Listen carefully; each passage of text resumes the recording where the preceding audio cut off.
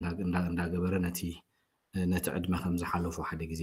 ይምስክር ነይሩ። ስለዚ ብዚ ዕድመ እዚ እንታይ ይፈትውዮም? ስፖርት ይፈትውዮም። ገሌና እንታይ ንገብር ኢና እቲ ስፖርት ምግባር ዶ ስፖርት ምስራሕ ዶ ገለ ምሻሎ ዘየድሊ ሓጢኣት እዩ ገለ እንዳበልና ስታይ ንገብሮም ኢና። እቲ ጉድ ስፖርት ይፈትው ስለ ዝኾኑ ኣብ ዝኾነ ስፖርት ክሳተፉ ከነተማምዖም ፅቡቅ እዩ። ምክንያቱ በዚ ነገር እዚ እንድሕር ቢዚ ተኮይኖም ካብ ክንደይ ነገር ክሕለዉ እዩ። ምክንያቱ ኣብ ዘለናይ ቦታ ኮኑ ናይ ስፖርት ልምድታት ዘለዎም ኣብዚ ዕድመ እዚ ስፖርት ዘዘውትሩ ነታ ዕድመ ብዙሕ ከይተበላሸው ክሰግርዋ ትርኢኻ። ስለዚ ሕጊ እንዳተኸተልካ እንታይ ክገብር ይኽእል እዩ? ብዚ ክፃወት ይኽእል እዩ። ኣብቲ ኣካላዊ ኣወዳት ጨዋዳውያን ይኾኑ ስትሮንግ እንዳኾኑ ክኸዱ ይጅምሩ ካብ 8 ክሳብ 9 ኣዋልድ ድማ ናይ ምንቅስቃስ ክእለተን እናማዕበለ ይኸይድ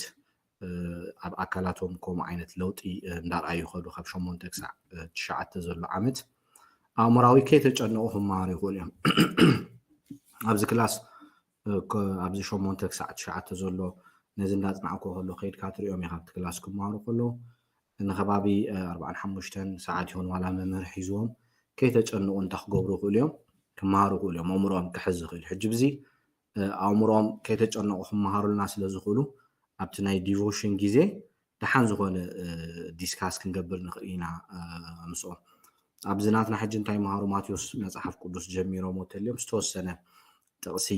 ይወሃቡ ምስ ስድራ ቤት ኮይኖም ዘፅንዕዎ ማለት እዩ። ስለዚ ኣፅኒዖሞ እንደገና እቲ ዘፅንዕዎ ፅሒፎሞ ነታ መምህር ከዓ ምስ ስድራ ቤቶም ዲስካስ ዝገበርዎ ኣብ ሰሙን የቕርቡላ። ሕጂ ኣብቲ ዲስካሽን ምስኦም ኮፍ ኢልካ ክትሪኦም ከለካ ከይተጨነቑ ክመሃሩ ስለ ዝኽእሉ ብዙሕ ነገራት ክትምህሮም ትኽእል ኢኻ። ኣብቲ ናይ ቆልዑት ከይድና ክንሪኦ ከለና ግን እቲ ናቶም ብፍላይ ካብ 2 ክሳብ 3 ዘለዎ ካብ 4 ክሳብ 5 ክንሪኦ ከለና እቲ ናቶም ክሕዝዎ ዝኽእሉ ሓፂር ምዃኑ ተዘራሪብና ነርና። ገሊኣቶም ካብ 4 ክሳብ 5 እንዳበልና ርኢና ነርና። ስለዚ ኣብቲ ኣእምሮኦም ክሕዝዎ ዝኽእሉ ነገራት ክንፈልጥ በቢዕድምኡ ፅቡቅ እዩ። ንምንታይ ዝሕግዘና ክንምህሮም ከለና ዓቕሞም ፈሊጥና ኣለና። እንታይ ክሕዙ ይኽእሉ፣ እንታይ ክርድኡ ይኽእሉ፣ እንታይ ክርድኡ ኣይኽእሉን ስለንፈልጥ በቲ ዝርድኦም ክንምህሮም ከለና ኢፌክቲቭ ዝኸውን ናብ ናቶም ኢና ክንወሪ ዘለና። ንሳቶም ናባና ክመፁ ኣይኮናን። ኣብቲ ንሕና ዘለና ደረጃ እቲ ንሕና ንፈልጦ ክፈልጥዎ ይኮና ክንሓስብ ዘለና። ናብቲ ናቶም መፂና ክሕዝዎ ዝኽእሉ ኢና ክንምህሮም ንኽእል በቢዓመቱን በቢግዜኡን። ኣቐዲሙ ዝተምሃሮ የረጋግፆን ይውስኸሉን ሓሳብ ክበካ ይኽእል እዩ። ብዚ እንዳምሃርካዮ ከለካ ፅቡቅ ገይሩ ክውስኸልካ ይኽእል እዩ። ነቲ ዝርድኦ ክትሰምዖ ከዓ ኣለካ ኣብዚ ዕድመ ማለት እዩ። ክዝክር ይፈቱ ነገራት ነቲ ዝተምሃሮ ይኹን ካልእ ነገራት ንክዝክር ደስ ብሎ እዩ። ክዛረብ ይፈቱ ዓበይቲ ድማ ፅን ኢሎም ክሰምዕዎ ይደሊ ኣብቲ ኣእምሮ ዘየማዕብል ማለት እዩ። ስለዚ ክዛረብ ከሎ ብዚ ዕድመ እዚ ብፍላይ ከምዚ ግዜ ክንቦም ከለና ፅቡቅ እዩ። እታ ግዜ ምሃብ ወሳኒት እያ ኢልና ርኢና ነርና ኣብቲ ዝሓለፈ ክላሳትና። ስለዚ ክዛረብ ስለዝፈቱ ከነዛርቦ ፅቡቅ እዩ። ኣብኡ ሕጂ ዘይኮን ጌጋ ዘይኮን ዘረባ ክዛረብ ዝፍትን ኣብኡ ኢና ትሬን እንዳገበርናዮ እንዳኣረምናዮ ንኸይድ። ስለዚ ፅን ኢልና ክንሰምዖም ኣለና። ከምዚ ክዛረቡና ኢሎም መፅኦም ኢግኖር ኣይኮንናን ክንገብሮም ይደልዮም። ኣብዚ ትዕድሞኦም ክዛረቡ ይፈትው እዮም። ዓብ ሰብ ከዓ ፅን ኢሉ ክሰምዖም ይደልዮም። ስለዚ ከምኡ ዓይነት ነገራት ኣብዚ ዕድመ እዚ ምስኦም ኢንተራክት ክንገብር ፅቡቅ እዩ። መፅሓፍቲ የንብብ ካብ ብንኣሽቶኦም ብፍላይ ኣብቲ ከንብብሉ ዝደልዩ ግዜ ንከንብቡ እንድሕር ተዘይሓጊዝናዮም እቲ ዕድመ ተሓሊፎማ ናይ ምንባብ እቲ ሸውሃቶም ናይ ምንባብ ነገር ካብ ሂወቶም ክጠፍእ ይኽእል እዩ። ኣብ ሕብረተሰብና ሕጂ ከይድና ተርኢናዮ ምንባብ ኣይንርእን ኢና። ኣይተለመደን፣ ልሙድ ኣይኮነን። ኣብዚ ዕድመ እዚ ስድራ ቤትና ተረዲኦም መፅሓፍቲ እንዳገዝኡ ከነንብብ ስለ ኣፍኮርስ ንኩሉ ይኮንኩን ዝብል ዘሎ ዝበዝሕ ፐርሰንት ክትሪኦ ከለካ ግን ንኸተንብብ ዝሕግዘካ ሕብረተሰብ ኣይኮነን። ዳትስ ዋይ ኢኻ ሕጂ ኣብቲ ሕብረተሰብ ብዙሕ ዘንብብ ዘይትርኢ ብዙሕ እውን ሰብ ከንብብ ኣይትሪኦን ኢኻ። ስለዚ መፅሓፍቲ ስለ ዘንብቡ ብዚ ገለገለ ስድራ ቤታት ናይ ምንባብ ሃቢት ልምዲ ዘለዎም ንደቆም መፅሓፍቲ እንዳገዝኡ ናብ ናይ ምንባብ ነገራት ክሳዕ ዘማዕብሉ እዮም ዝገብርዎም። ስለዚ መፅሓፍ ምንባብ ይፈቱ እዩ። ኣብ ገለገለ ኣለዉ ብፍላይ ሕጂ ኣቦ ንወዱ ዝፀለዎ ትርኢ ወይ ክምስክሩልካ ከለዉ ትፈልጦም ሰባት ኣቦም ሕጂ መፅሓፍቲ ኣብቲ ሳቶም ንኣሽቱ ከሎ ብዛዕድመ ዘንብብ ተነይሩ ንዖም እንዳገዘ ዝህቦም ተነይሩ እቶም ሰባት ኣንበብቲ እዮም ዝኾኑ ስለዚ መፅሓፍ የንብብ እዩ ኣብዚ ዕድመ እዚ መፅሓፍቲ ስለዘንብብ ከም ዓኡ ቼክ ጌርና ስኢልና ዝኾነ መፅሓፍቲ ዘይኮንና ክንብቦ ዘለና ቼክ ጌርና ርኢና ዘንብቦ እውን እንታይ ንብብ ኣለዎ ርኢና እቲ ናይ ምንባብ ነገር ንክምዕብል ክንሕግዞ ኣለና ኣብዚ ስለዚ ዘንብብ ሰብ ብዙሕ ነገር እዩ ዝፈልጥ ዘንብብ ሰብ ኢኻ ኣብ ሂወቱ ለውጢ ዘምፅእ ኣብቲ ሳይኪ ኣብቲ ነፍሳዊ ዕቤት ዘምፅእ ሓደ ሰብ ተንቢቡ ተተማሂሩ እዩ ብዙሕ ነገር ክፀሉን ክልውጥን ዝኽእል ማንዴላ እንታይ ኢሉ ይዛረብ ንዓለም ንቕይረሉ ሓደ መሳርሒ ትምህርቲ እዩ ኢሉ ይዛረብ ነይሩ ስለዚ መፅሓፍ ስለ ዘንብብ ኣብዚ ዕድመ እዚ ንኸንብብ ባይታ ንፈቅደሉ ንሕና ግራውንድ ንፈቅደሉ ንሕና ኢና መንተር ጋይድ ንገብሮም ከምቲ ዝረኣናይ መፅሓፍ ዳድ ኣፍተር ጋድስ ኦን ሃርት ዝብል ከመይ ገይሩ ኣቦ ንደቁ ይዕቢ ዝብል ኢና ነርና ኣብኡ ኢኻ ንስኻ ኢኻ ጋይድ ትገብሮም ንስኻ ኢኻ ተኣልዮም ንስኻ ኢኻ ትፅልየሎም ንስኻ ኢኻ ትምርሖም ንስኻ ኢኻ ንኸንብቡ ትገብሮም ንስኻ ኢኻ ካብ ክፉእ ነገራት ንክሕለዉ ትገብሮም ማለት እዩ ስለዚ መፅሓፍቲ የንብብ ስለዝኾነ እዚ ከነላማምዱ ኣለና ከምቲ ኣብ ዛንታ ዘንብቦ ክዋስኡን ክኸዱን ይፍትኑ ነቲ ዝረኣይዎ ነገራት ይኹን ንዕኡ ኣክት ክገብሩ ይጅምሩ ክዋስኡ ይጅምሩ ኣብዚ እንታይ ኢኻ ትርኢ ተን ደቂ ኣንስትዮ ሕጂ ከምዚ ተኸታታሊ ፊልም ይኹን ገለ ዘየድሊ ስድራ ቤታት ኦፕን ዝገድፎ ኣሎ ከምኡ ዝሪኣቶ ኮይነ ነቲ ኣብቲ ፊልም ዝርአ ኣብ ደቂ ኣንስትዮ ዝረኣዮ ኣብ ባይታ ክገብርኦ ትርአን ኢኻ ስለዚ እንታይ ይርእዩ እንታይ ኣይርእዩ ክንሕልዎም ኣለና ምክንያቱ ነቲ ዝረኣይዎ ንዕኡ ኣፕላይ ክገብርዎ እዮም ዝደልዩ ነቲ ዝረኣይዎ ንዕኡ ክደግምዎ ክዋስኡሉን እዮም ዝደልዩ ስለዚ እንታይ ይርእዩ እንታይ ኣንብቡ እንዳመኸርና ክንሕግዞም ኣለና ኣብዚ ዕድመ እዚ ስምዒታዊ ቆልዓ ብምዃኑ ደስ ይብሎ ኣክሰፕት ይገብር ኣብ ሓሳቡ ዝመፅኦ ክገብር ይኽእል እየ ኢሉ እንታይ ይገብር ይኣምን ኣብቲ ናቱ ኣብቲ ኢሞሽን ኣብቲ ስምዒቱ ማለት እዩ ናይ ላግ ዕላላት ይፈቱ ዓበይቲ ድማ በቲ ዕላሉ ክስሕቁ ይደልዩ ብፍላይ ወለዲ ከምዚ ናይ ቫኬሽን ግዜ ይኹን ናይ ዕላል ግዜ ይኹን ከም ስድራ ቤት ባይታ ክንፈጥረሎም ከነተኣታቱ ፅቡቅ እዩ ኣብ ከምኡ ዓይነት ዝዓብዩ ቆልዑት ርኢናዮም ኢና ቅድሚ ሕጂ ሰላማውያን ሰብ ዘፍቅሩ ሰብ ዝሓልዩ ብዙሕ ዓይነት ነገራት ትገብሩ ከም ዝኽእሉ ርኢናዮም ነርና ብዘይከውን ተዓብዮም ከዓ ብዙሕ ከበላሽው ከም ዝኽእሉ ኣብ ሕብረተሰብ ተዘራሪብናሉ ነርና ቅድሚ ሕጂ ስለዚ ናይ ዕላል ግዜ ከም ስድራ ቤት ከነዳሉ ኣለና እሶም ግዜ ንሕልፈሉ ከም ስድራ ቤት እንተዳሊና ንሳቶም ኣብኡ ምሳና ግዜ ክሕልፉ ከለዉ ኣብኡ ብዙሕ ነገራት እዮም ክጥቀሙ ዝኽእሉ ንዖም እውን ኣብቲ ኩሉ ነገሮም ጥዕና ስለ ዝህቦም ምስ ዓበዩ ጥዑያት ሰባት ኮይኖም እዮም ንሕብረተሰብ እንታይ ዝኾኑ ዝግለፁ ሓያል ዝኾነ ናይ ስምዒት ኖትጉ ክመፅኦም ከሎ ቁሩብ ክቆፃፀርዎ ይኽእሉ ሞር ኢሞሽናል ክኾኑ ይኽእሉ እዮም ኣብዚ ፍርሒ ሕርቃን ምድንጋር መጉዳእቲ ክሲ ክስምዖም ይኽእል እዩ ስለዚ ኣብዚ እንታይ ክስምዖም ይኽእል እዩ ጌጋ ነገር ተገይሮም ጌጋ ምስ ገበሩ ብድሕሪኡ ካብቲ ጌጋ ክመሃሩ ከም ዘለዎም ኢና ክንነግሮም ዘለና እምበር ክሲ ክስምዖም ስለ ዝኽእል ሂል ክንገብሮም ኣለና ከነረድኦም ኣለና ከምኡ እውን እግዚኣብሔር ዘይፈትዎ ነገር ምስ ዝገብሩ ናብ ኣምላኽ መፂኦም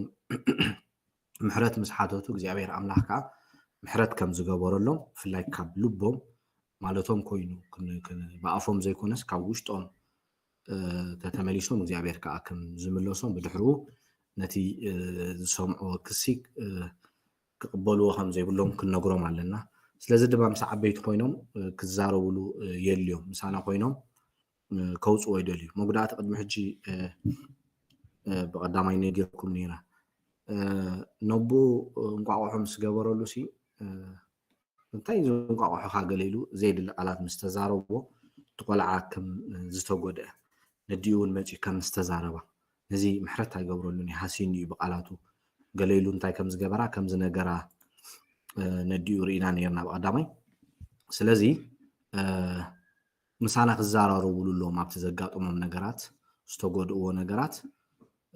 ክስ ዘለዎም ነገራት መፅኦም ምሳና ክዘራረቡሎም ከነረድኦም ኣለና ከም ተጌርና እንዳተፈወሱ እዮም ዝኸዱ ነገራት እንዳዓረዩ እዮም ዝኸዱ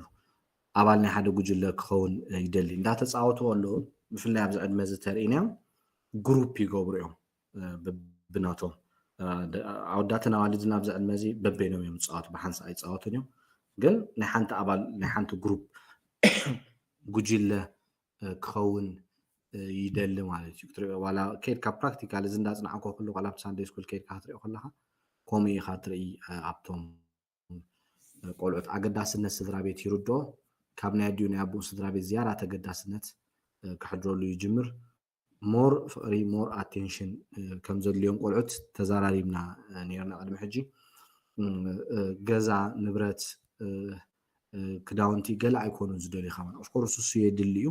ቀዳምነት ዝህብዎ ግን እቲ ንሕና ዝደልይዎ ግን እቲ ንሕና እንህብዎም ፍቅሪ ስለ ዝኾነ ዝተረዲእና ግዜ ክንቦም ኣለና ቤቱ ከይናፈቐ ንነዊሕ ግዜ ካብ ስድራ ቤቱ ክፍለ ይኽእል እዩ ኣብዚ ዕድመ እዚ ማሕበራዊ ኮይንና ክንሪኦ ከለና ንዓበይቲ ምስ ኣገደስ ንዓበይቲ ከም ኣገደስቲ ሰባት ከም ጥዑያት ኣርኣያ ዝኾኑ ሰባት ክኾኑ ድማ ይደልዮም ኣብዚ ሕጂ ኣብቲ ማሕበራዊ ክንመክሮም ዘለና እንታይ ምስ ስትሬንጀር ምስ ዘይፈልጥዎ ሰብ ኣብዚ ዕድመ እዚ ቻት ስለ ዝጅምሩ ምስ ዝፈልጥዎም ሰባት ኣብ ትምህርቲ ይኹን ኣብ ካልእ ነገራት ወይ ኣብ መራኸቢ ብዙሓን ዝረኽብዎ ዘበለ ቻት ገብሩ ኣብዚ ሕጂ እንታይ ኢና ክንነግሮም ዘለና ኣብቲ ማሕበራዊ ምስ ስትሬንጀር ክዕልሉ ከም ዘይብሎም ክንመክሮም ኣለና ከነረድኦም ኣለና እንዳ ስትሬንጀር ገዛ ዘይፈልጥዎ ሰብ ናብ ገዝኡ ክኣትዉ ከም ዘይብሎም ክንመክሮም ከነጠንቅቖም ኣለና ምክንያቱ እዚ እንታይ እዮም ንሰባት ከም ዝጎድዎም ኮይኑ ስለ ዘይስምዖም ብኩሉ ነገር ብጥንቃቐታት ክንመክሮም ኣለና ስለዚ ንዓበይቲ ከም ኣገድስ ሰባት ይርዎም ጥዑያት ኣርኣያ ዝኾኑ ሰባት ከዓ ክኾኑ ይደልይዎም ንዓና እውን እንታይ ደሊና እዮም ሕጂ እዚ ኣካይዳና ይርእይዎ እዮም ከምቲ ቅድሚ ሕጂ ዝተዘራረብናሉ እንድሕር ዘይንነብር ተኮይንና ከምቲ ቃል ኣምላኽ ከምቲ ንብሎ ኣብነታይን ኮይንና ዘይንሪኦም ተኮይንና ፅቡቅ ኣይኮነን ስለዚ ንሂወትና ይርእይዎ እዮም ክንነብሮ ከዓ ክርእዩና ይደልዮም ጥዑይ ኣርኣያ ኣብነታይን ኮይንና ክንሪኦም ኣለና ንሰባት የድንቕዎም ከም ጅግና ከዓ ክርእይዎም ይጅምሩ እዚ ድሉ ዝኾነ ምሕዝነት የማዕብሉ ብፍላይ ምስ ተመሳሳሊ ፆታ ከምታ ቀዲመ ዝበልኩ ኣብቲ ማሕበራዊ ኣወዳት በይኖም እዮም ዝፃወቱ ብዚ ዕድመ እዚ ኣዋልድ ከዓ ከምኡ ማለት እዩ ግን ኣለዉ ሕጂ ኣብቲ ክላስ 9 ክሳብ 12 ዘለዉ ግሩፕ ኣሎ በቃ ዘይፈላለዩ ቀፃሊ ካብቲ ኣፍ ደገ ትሒዞም ብሓንሳእ ዝፃወቱ ብሓንሳእ ኣብ ጥቃጥቃ ኮይኖም ክላስ ይመሃሩ ብሓንሳእ ዘለዎም ነገራት ይካፈሉ ገለ ስለዚ ድሉ ዝኾነ ምሕዝነት የማዕብል እዩ ብፍላይ ምስ ተመሳሳሊ ፆታ ማለት እዩ ወዲ ምስ ወዲ ጓል ምስ ጓል ማለት ስለዚ ካብ ተናዋልድ ተፈልዮም ቶም ኣወዳት በይኖም ተናዋልድ ከዓ በይነንን ዝኾና ኣብቲ ማሕበራዊ ክነብሩ ከለዉ ንነዊሕ ግዜ ምስ ሓደ ጉጅለ ኮይኑ ክፃወት ይኽእል እዩ ኣብዚ ክላስ ፅቡቅ ገይረ ስለ ዝሪኦ ዝነበርኩ ኣነ ነዚ እንዳፅናዕኩ ሰዓት 10 ፈርኣን ዝጀመረ ቸርች ክሳብ ሰዓት 1 ከይተፈላለዩ ነዊሕ ክመሃሩን ክፃወቱን ትሪኦም ኢኻ ሓደ ጉጅለ ኮይኖም ማለት እዩ ንኣብነት 5 ኮይኖም ተማዕሩ 5 እዮም ኮይኖም ካብታ ዝኣተውላ ጀሚሮም ካብ ክላስ ጀሚሮም ክሳዕ መግቦም ዝበልዑ ክሳዕ ብድሕሪኡ ዝቕፅል ትምህርቲ ፀወታ ይኹን ነዊሕ ክፃወቱ ይኽእሉ እዮም ኣብ ሓደ ጉጅለ ኮይኖም ኣብቲ ናይ ፀወታ ጉጅሎም ሕግታት ዝኽተልዎ ኣብ ምግባር ይሕግዝ ካብ 8 ክሳብ 9 ዓመት ክመሃሩ ዘለዎም መንፈሳዊ ኣብዚ ዕድመ እዚ እንታይ ከም መንፈሳውነት ክመሃሩ ይኽእሉ እንታይ ክሕዙ ይኽእሉ ነዚ ዓለም ዝፈጠረ ኣምላኽ ክፈልጥዎ የድልዮም ስለዚ ብዛዕባ እግዚኣብሔር ኣብዚ ዕድመ እዚ እንታይ ክንገብሮም ኣለና ክንምህሮም ኣለና እሱ ነዚ ዓለም ዝፈጠረ ምዃኑ ፈጣሪ ምዃኑ ክፈልጡ የድልዮም እዩ ንሕና ኢና ከዓ ንምህሮም ካልእ ሰብ ኣይምህረልናን እዩ ኦፍኮርስ ቅድሚ ሕጂ ርኢናዮ ነርና ናይ ቤተክርስትያን ሓላፍነት ኣሎ ናይ ስድራ ቤት ሓላፍነት ኣሎ ዝበዝሕ ግዜ ግን እቶም ቆልዑት ምስ ስድራ ቤት እዮም ግዜ ዘሕልፉ ዝፀንሑ ከባቢ 6 መዓልቲ ከምኡውን 10 ገለ መለ ሰዓት ምስ ስድራ ቤቶም እዮም ግዜ ዘሕልፉ ስለዚ ወላዲኡ ብዛዕባ እግዚኣብሔር እሱ ፈጣሪ ምዃኑ ኣምላኽ ምዃኑ ንክፈልጡ ክምህሮም ዘለዎ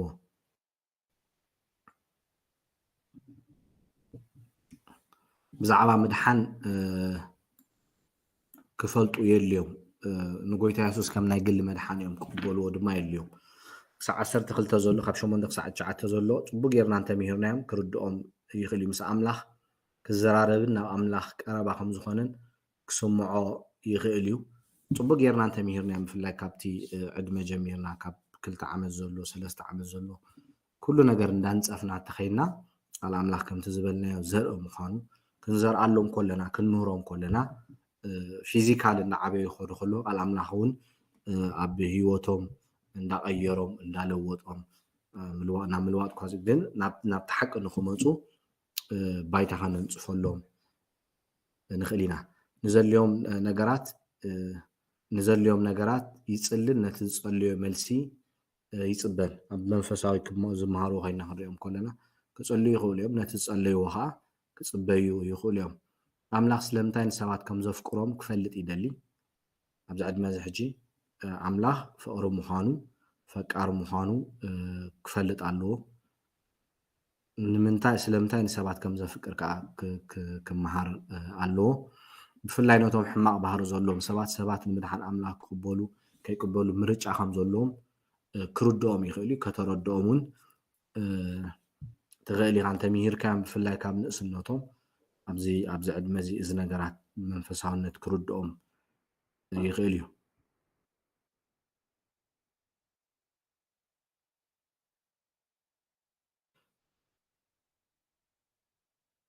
ኦኬ ብዛዕባ መፅሓፍ ቅዱስ ብዛዕባ ሞት ክፈልጥ ኣዝዩ ይህንጠ መፅሓፍ ቅዱስ ድማ ብዛዕባኡ እንታይ ከም ዝብል ክፈልጥ ይደሊ ብዛዕባ ናይ ኣምላኽ ምሕረት ክፈልጡ የድልዮም እግዚኣብሔር ኣምላኽ መሓሪ ምዃኑ ፈቃር ምዃኑ ክንነግሮም ኣለና መፅሓፍ ቅዱስ ብዛዕባ ናይ እግዚኣብሔር ምሕረትን ፍቅርን ፅቡቅ ገይሩ ይምህረና እዩ ነቲ ዝፈለጥናዮን ዝተምሃርናዮም እንታይ ክንገብሮም ኣለና ክንምህሮም ኣለና ናይ መፅሓፍ ቅዱስ ጉጅለ ይፈቱ ናይ መፅሓፍ ቅዱስ ጀጋኑ ይፈቱ ሂሮስ ትኾኑ ከም በዓል ጳውሎስ ይኹን ከም በዓል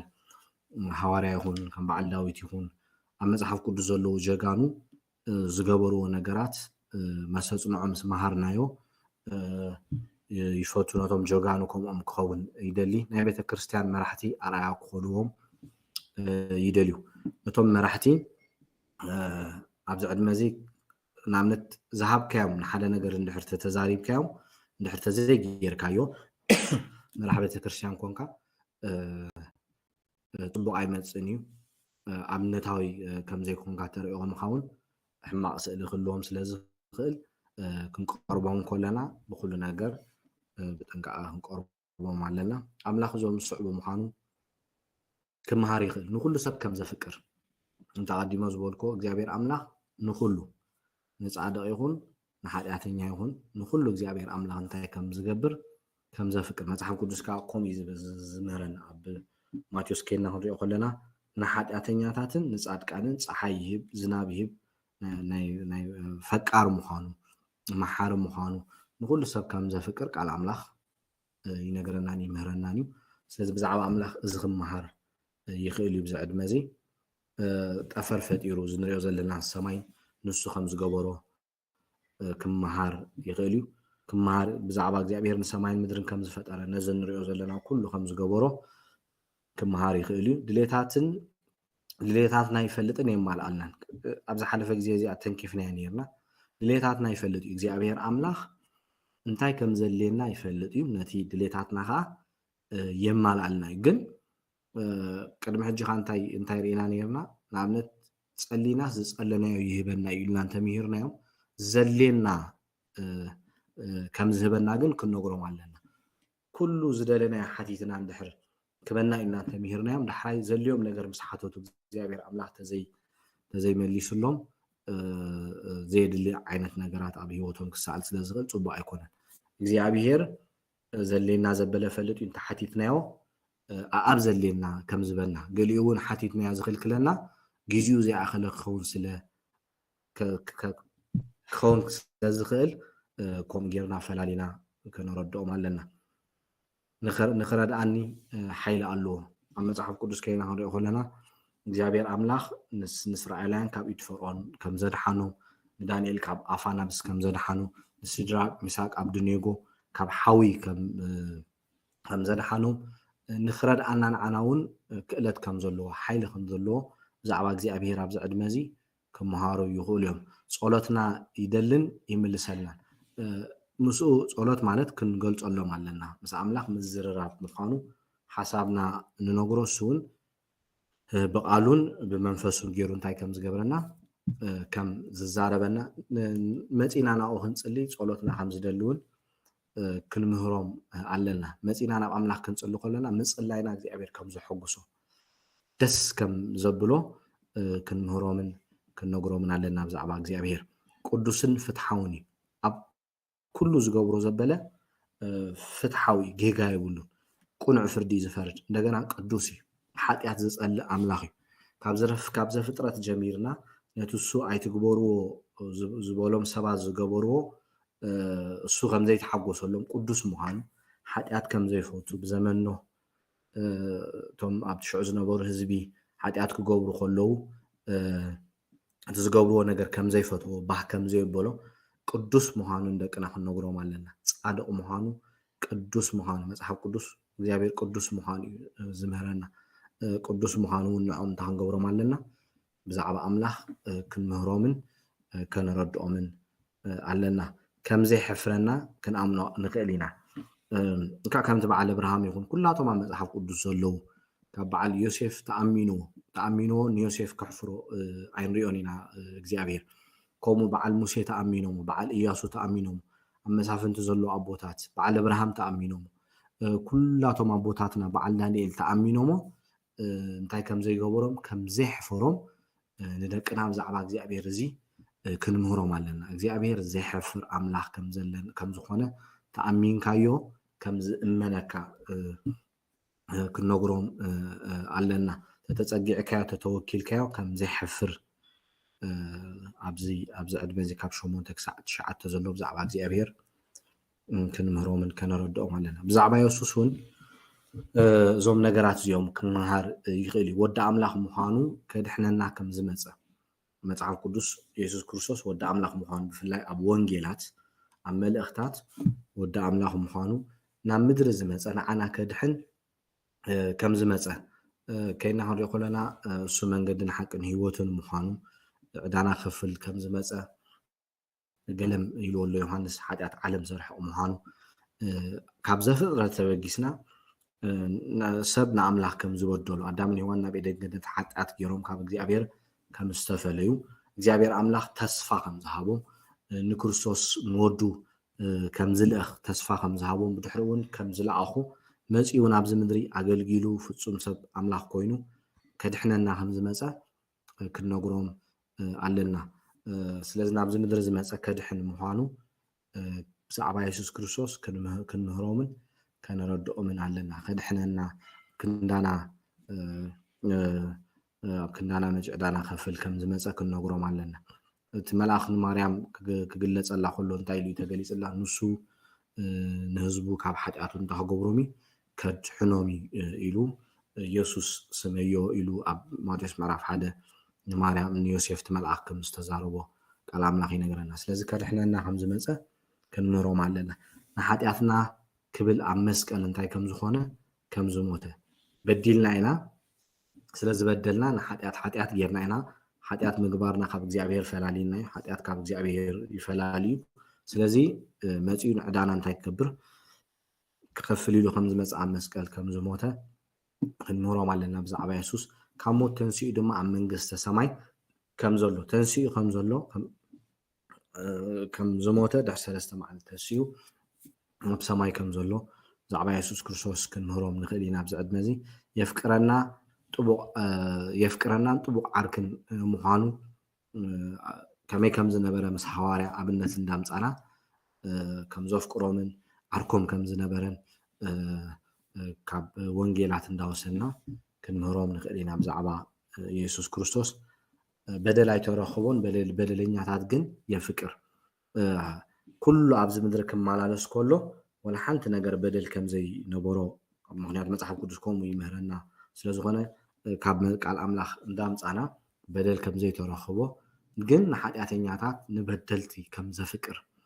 ብፍላይ ኣብ ኢሳያስ 53 ኣለና መሰንበብናሉ እንተቃል ብዝርድኦም ቋንቋ ጌርና ክንገልፀሎም ንኽእል ኢና ንሓጢኣተኛታት ንበደለኛታት ግን ከም ዘፍቅር እሱ ግን በደል ኣይተረኽቦን ጴጥሮስ ከምኡ ኢሉ ገሊፆ ኣሎ በደለኛታት ግን ከም ዘፍቅር ክንረድኦም ንኽእል ኢና ኣብዚ ዕድመ እዚ ብዛዕባ የሱስ ብዙሕ ተኣምራት ይገብር ኣብ ወንጌላት ተቐሚጥልና ኣሎ ብፍላይ በዓል ማቴዎስ ጀሚርና ካብ ምዕራፍ 4 ጀሚሩ ዘሎ ከምኡ እንዳለ ክሳብ መወዳእታ ወንጌል ዮሃንስ ማርቆስ ሉቃስ ኣብዚ ምድሪ ሰብ ኮይኑ ኣብ ዘገልግለሉ ዝነበረ ሰዓት ትእምርትን ተኣምራትን ከም ዝገበረ ብዛዕባ የሱስ ክንነግሮም ኣለና ፈዋሲ ምዃኑ ፍጥረት ክቆፃፀር ከም ዝኽእል ከምቲ ኣብ ማቴዎስ ምዕራፍ 8 ማዕበል ከይተረፈ ዘህድእ ኣብ ሞትን ኣብ ሂወትን ስልጣን ከም ዘሎ ትእምርትን ተኣምራትን ክገብር ከም ዝኽእል ማዕረ ኣቦ ምዃኑ ክእለት ከም ዘለዎ ክንምህሮም ኣለና ብዛዕባ የሱስ ናይ ግሊ መድሓኒ ክኸውን ይደሊ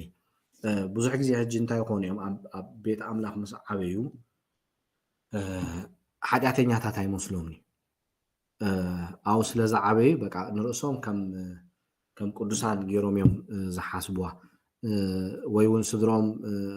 ንየሱስ ስለዝተኸተልዎ ንሳቶም እውን ከምኡ ይመስሎም ኣብዚ ናትና ሕጂ ትምህርቲ ድሕነት ንምህሮም እሱ ካብ ኣዳም ጀሚሩ ሓጢኣት ከም ዝሓለፎም ሓጢኣተኛታት ምዃኖም የሱስ መድሓኒ ከም ዘልዮም መድሓንካ ብግሊ ምዃኑ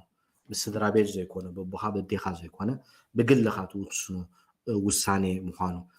ፅባሕ ንጎ ንስኻ ከም ትሕተተሉ ናይ ግሊ ውሳኔ ስለዝኾነ በዚ ነገር እዚ ናይ ግሊ መድሓኒ ምዃኑ ክኸውን ከም ዝደሊ የሱስ ክንምህሮም ኣለና ወዶ መዝሙር ክኸውን ክስዕቦን ይደልየኒ ወዶ መዝሙር ማለት እቲ እሱ ዝደልዮ ነገራት እንዳገበርኩ ክስዕቦ ከም ዘለኒ እቲ እሱ ግበሮ ዝበለኒ ክገብሮ ከም ዘለንን እቲ እሱ ዝደልዮ እንዳገበርኩ ክስዕቦ ከም ዘለንን ከም ዝደልየንን ኢልና ኣብዚ ዕድመ ክንምህሮም ንኽእል ኢና ብዛዕባ ጎይታ ብዛዕባ ኢየሱስ መንፈስ ቅዱስ ዞም ዝስዕቡ ምዃኖም ኣብዚ ዕድመ እዚ እውን ካብ 8 ክሳብ 9 ዘሎ ክመሃር ይኽእል እዩ ብዛዕባ ኣምላኽ ክመሃር ይሕግዘኒ መንፈስ ኣምላኽ እግዚኣብሔር መን ምዃኑ እንታይ ክገብረልና ይኽእል እዩ ንክንመሃር ክሕግዘና ይኽእል እዩ ቃል ኣምላኽ እንዳንበብና እውን ቃል ኣምላኽ ክገልፀልና ከም ዝኽእል ብዛዕባ እግዚኣብሔር ከረዳእና ይኽእል ብዛዕባ ቃሉ ክገልፀልና ከም ዝኽእል ቦታትና እውን ንሱ ከም ዝገለፀሎም ብዙሕ ነገራት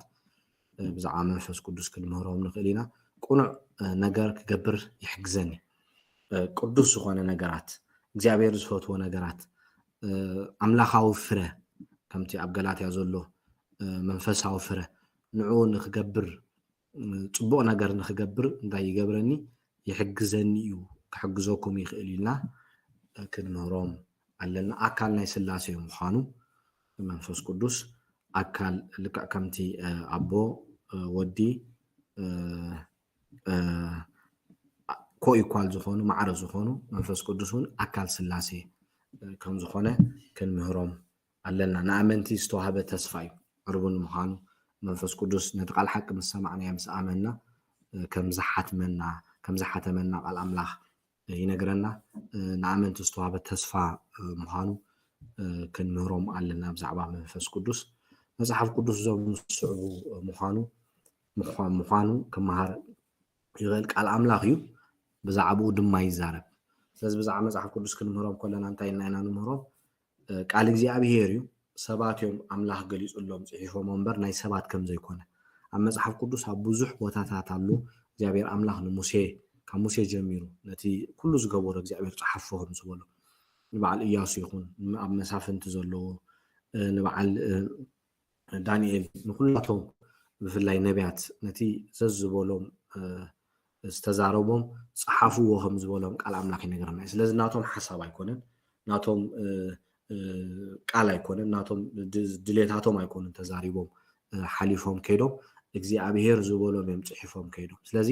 መፅሓፍ ቅዱስ ከዓ ቃል ኣምላኽ እዩ ብዛዕባ እግዚኣብሔር ከዓ ከም ዝዛረብ ክንምህሮም ኣለና ኣምላኽ ከመይ ኢልና ክንነብር ከም ዘለና ይነግረና ብቃሉ ገይሩ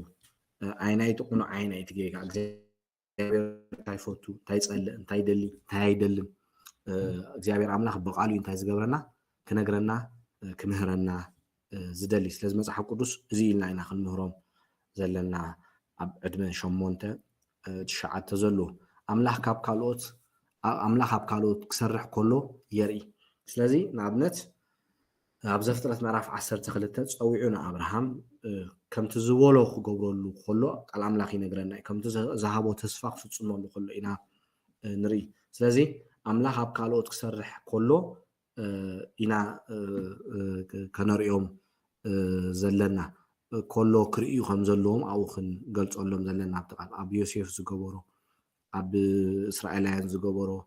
ኣብ ምክኣቱ ከሎ ናብ ከነኣን ዝገበሮ ኣብ ካልኦት ዝሰርሖ ዘበለው ኩሉ እግዚኣብሔር ኣምላኽ ከነሪኦምን ክንምህሮምን ኣለና ልቢ ወለድ ዘይኮነ ሓቂ ንኣብነት ሓደ ሰብ ዝፀሓፎ መፅሓፍ ተኸቲልናዮ ኣይተኸተልናዮ ሓቂ ስለ ዘይኮነ ከምቲ ሰብ ዝፀሓፎ ኣብ ሂወትና ያጋጥመናን እዩ ዋላ ዝበሎ ኩሉ ኣብ ሂወትና ክፍፀም ኣይክእል እዩ ናብ መፅሓፍ ቅዱስ ክንመፅእ ከለና ግን ፊክሽን ኣይኮነን ሓቂ እዩ እቲ እግዚኣብሔር ዝበሎ ኩሉ ኣብኡ ዝፍፀም ምዃኑ ሓቂ ምዃኑ ኮት እናገበርና ክንምህሮም ክንገልፀሎም ኣለና ንኣብነት ንኣብርሃም ኣብ ዘፍጥረት ምዕራፍ 15 ህዝብኻ ናብ ግብፂ ከይዶም 400 ዓመት ኣብኡ ከም ዝግዝኡ ብድሕሪ ኣነ መፅአ ከናግፎም ከኽብሮም ናብዛ ምድሪ እዛ ዘርእየካ ዘለኹ ምድሪ እንዳክገብሮም ከምፆም ኣብኣ ክነብሩ እዮም ኢሉ ከም ዝተዛረቦ ድሕሪ 430 ዓመት ነቲ ዝተዛረቦ ቃል ከም ዝፈፀሙ ሓቂ ምዃኑ ዘይሕሱ ኣምላኽ ከም ዝፀሓፉ ልቢ ወለድ ከም ዘይኮነ ክንነግሮም ኣለና ክንበብን ክፅናዕን ክዝከርን ኣለዎ ኢልና ክንነግሮም ኣለና ከንብብዎ ኣለዎም ኣንቢቦሞ ጥራይ ስቕ ክብሉ ይኮነን ልክዕ ካብ ኢያሱ እንዳምፃና ነቲ ቃል ክንመዓልትን ከስተንትንዎን ከንብብዎን ከፅንዕዎን ከም ዘለዎም ክንነግሮም ኣለና ክዝከር ከም ዘለዎ ስቕ ኢሉ ተነቢዩ ዝሕለፍ ከም ዘይኮነ ክፅናዕ ከም ዘለዎ ክንነግሮም ኣለና ብዛዕባ ቃል እግዚኣብሔር ብዛዕባ መፅሓፍ ቅዱስ 66 መፅሓፍቲ ከም ዘሎ ክልተ ዓበይቲ ክፋል ኣብ ክልተ ዓበይቲ ከዓ ይክፈል ኢልና ክንነግሮም ኣለና ብሉይ ኪዳንን ሓድሽ ኪዳንን ኢልና ብዛዕባ ናይ እግዚኣብሔር ቃል ከነረድኦም ንኽእል ኢና ካብ 8 ክሳብ 9 ዕድመ ዘሎ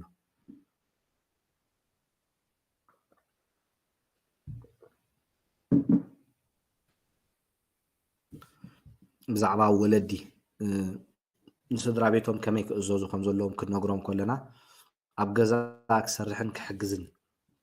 ከም ዘለዎ ክንነግሮም ኣለና ንወለዶም ክእዘዙ ከም ዘለዎም ብዛዕባ ወለዶም ክንምህሮም ከለና ገዛና ናይ ሓጎስ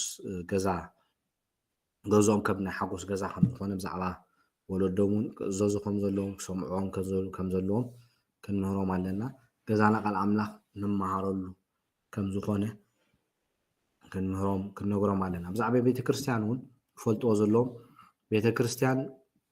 ብዛዕባ እግዚኣብሔር ንመሃረሉ ቦታ እዩ ስለዚ ናብኡ ክኸዱ ከለዉ ክመፁ ከለዉ ቃል ኣምላኽ ክመሃሩ ኢሎም ከም ዝመፁ ብዛዕባ እግዚኣብሔር ክመሃሩ ከም ዝመፁ ክንነግሮም ኣለና ናብ ቤተክርስትያን ኢሎም ክኸዱ ከለዉ ቤተክርስትያን ናይ ሓጎስ ቦታ ምዃኑ ኣብኡ ሓጎስ ከም ዘሎ ክንነግሮም ኣለና ብዛዕባ መላእኽቲ እውን ኣብዚ ዕድመ ዝጅምሩ እዮም ካብ 6 ክሳብ 7 ዓመት ዘሎ ብዛዕባ መላእኽቲ ክመሃሩ ከም ዘይክእሉ ርኢና ነርና ኣብዚ ግን ካብ 8 ክሳብ 9 ዘሎ ዕድመ ግን ብዛዕባ መላእኽቲ ክመሃሩ ይኽእሉ እዮም ስለዚ ሰይጣን ብዛዕባ ሰይጣን ክንምህሮም ከለና ኣብ ልዕሊ ኣምላኽ ዝዓመፀ መልኣኽ ምዃኑ ኣብ ኢሳያስ ኣለና ኣብ ሕዝቅኤል እውን ኣለና እግዚኣብሔር ኣምላኽ ንዝፈጠሮ ፍጡር ንሰብ ይኹን ንመልኣኽ ይኹን ፍቓድ ከም ዝሃቦ ፈትዩ ደልዩ ግዛእ ከም ዝፈጠሮ ምክንያቱ ሮቦት መላእኽቲ ይኹኑ ሰባት ይኹኑ ሮቦት ኣይኮኑን እግዚኣብሔር ብዝቃነዮም ዝኸዱ ይኹን ፍቓድ ይህቦም እግዚኣብሔር ስለዚ ሰይጣን ነቲ እግዚኣብሔር ዝሃቦ ዓቕሚ ክእለት ፅቡቕ ነገራት ብፍታውን ኣምላኽ ተገዚኡ ክነብር ዝግብኦ ኣብ ልዕሊ ኣምላኽ ከም ዝዓመፀ ንኣምላኽ ከም ዝበደለ ክንምህሮም ንኽእል ኢና ኣብዚ ዕድመ እዚ ሰይጣን ካብ ኩሉ ፍጥረት ዝኸፍአ ምዃኑ ኣብ ዘፍጥረት ካብ ዘፍጥረት ኣምፂና ሪቨር ምዃኑ ናይዚ ኣብዚ ምድሪ ዘሎ ኩሉ ዘይፅቡቕ ነገራት ንሱ መበገሲኡ ምዃኑ ንሰባት ናብ ዘየድሊ ነገራት ከም ዝዓልን ከም ዝወስድን ክንምህሮም ንኽእል ኢና ሰይጣን ክርስቲያናት ብጌጋ መንገዲ ክኸዱ ይመክር ቃላይ ቆሮንጦስ ኣለና ውዲቱ ክፉእ ምዃኑ ኣገልገልቱ ከምኦም ኢሉ ጳውሎስ ገሊፁ ኣሎ ስለዚ ናብ ጌጋ ከም ዝወስድ ናብ ምንታይ ጌጋ እዩ ዝወስድ እቲ እግዚኣብሔር ዝበለና ፅቡቕ ሰናይ ቁኑዕ ሓቂ ዝኾነ ነገራት ገዲፍና እግዚኣብሔር ዘይበለና ንክንገብር ንሰባት ከም ዘታልልን ንሰባት ናብኡ ከም ዝደፍእን ብዛዕባ መልኣኽ ብዛዕባ ሰይጣን ክንምህሮም ንኽእል ኢና ሰይጣን ንእግዚኣብሔር ክንእዘዝ ኣይደልን እዩ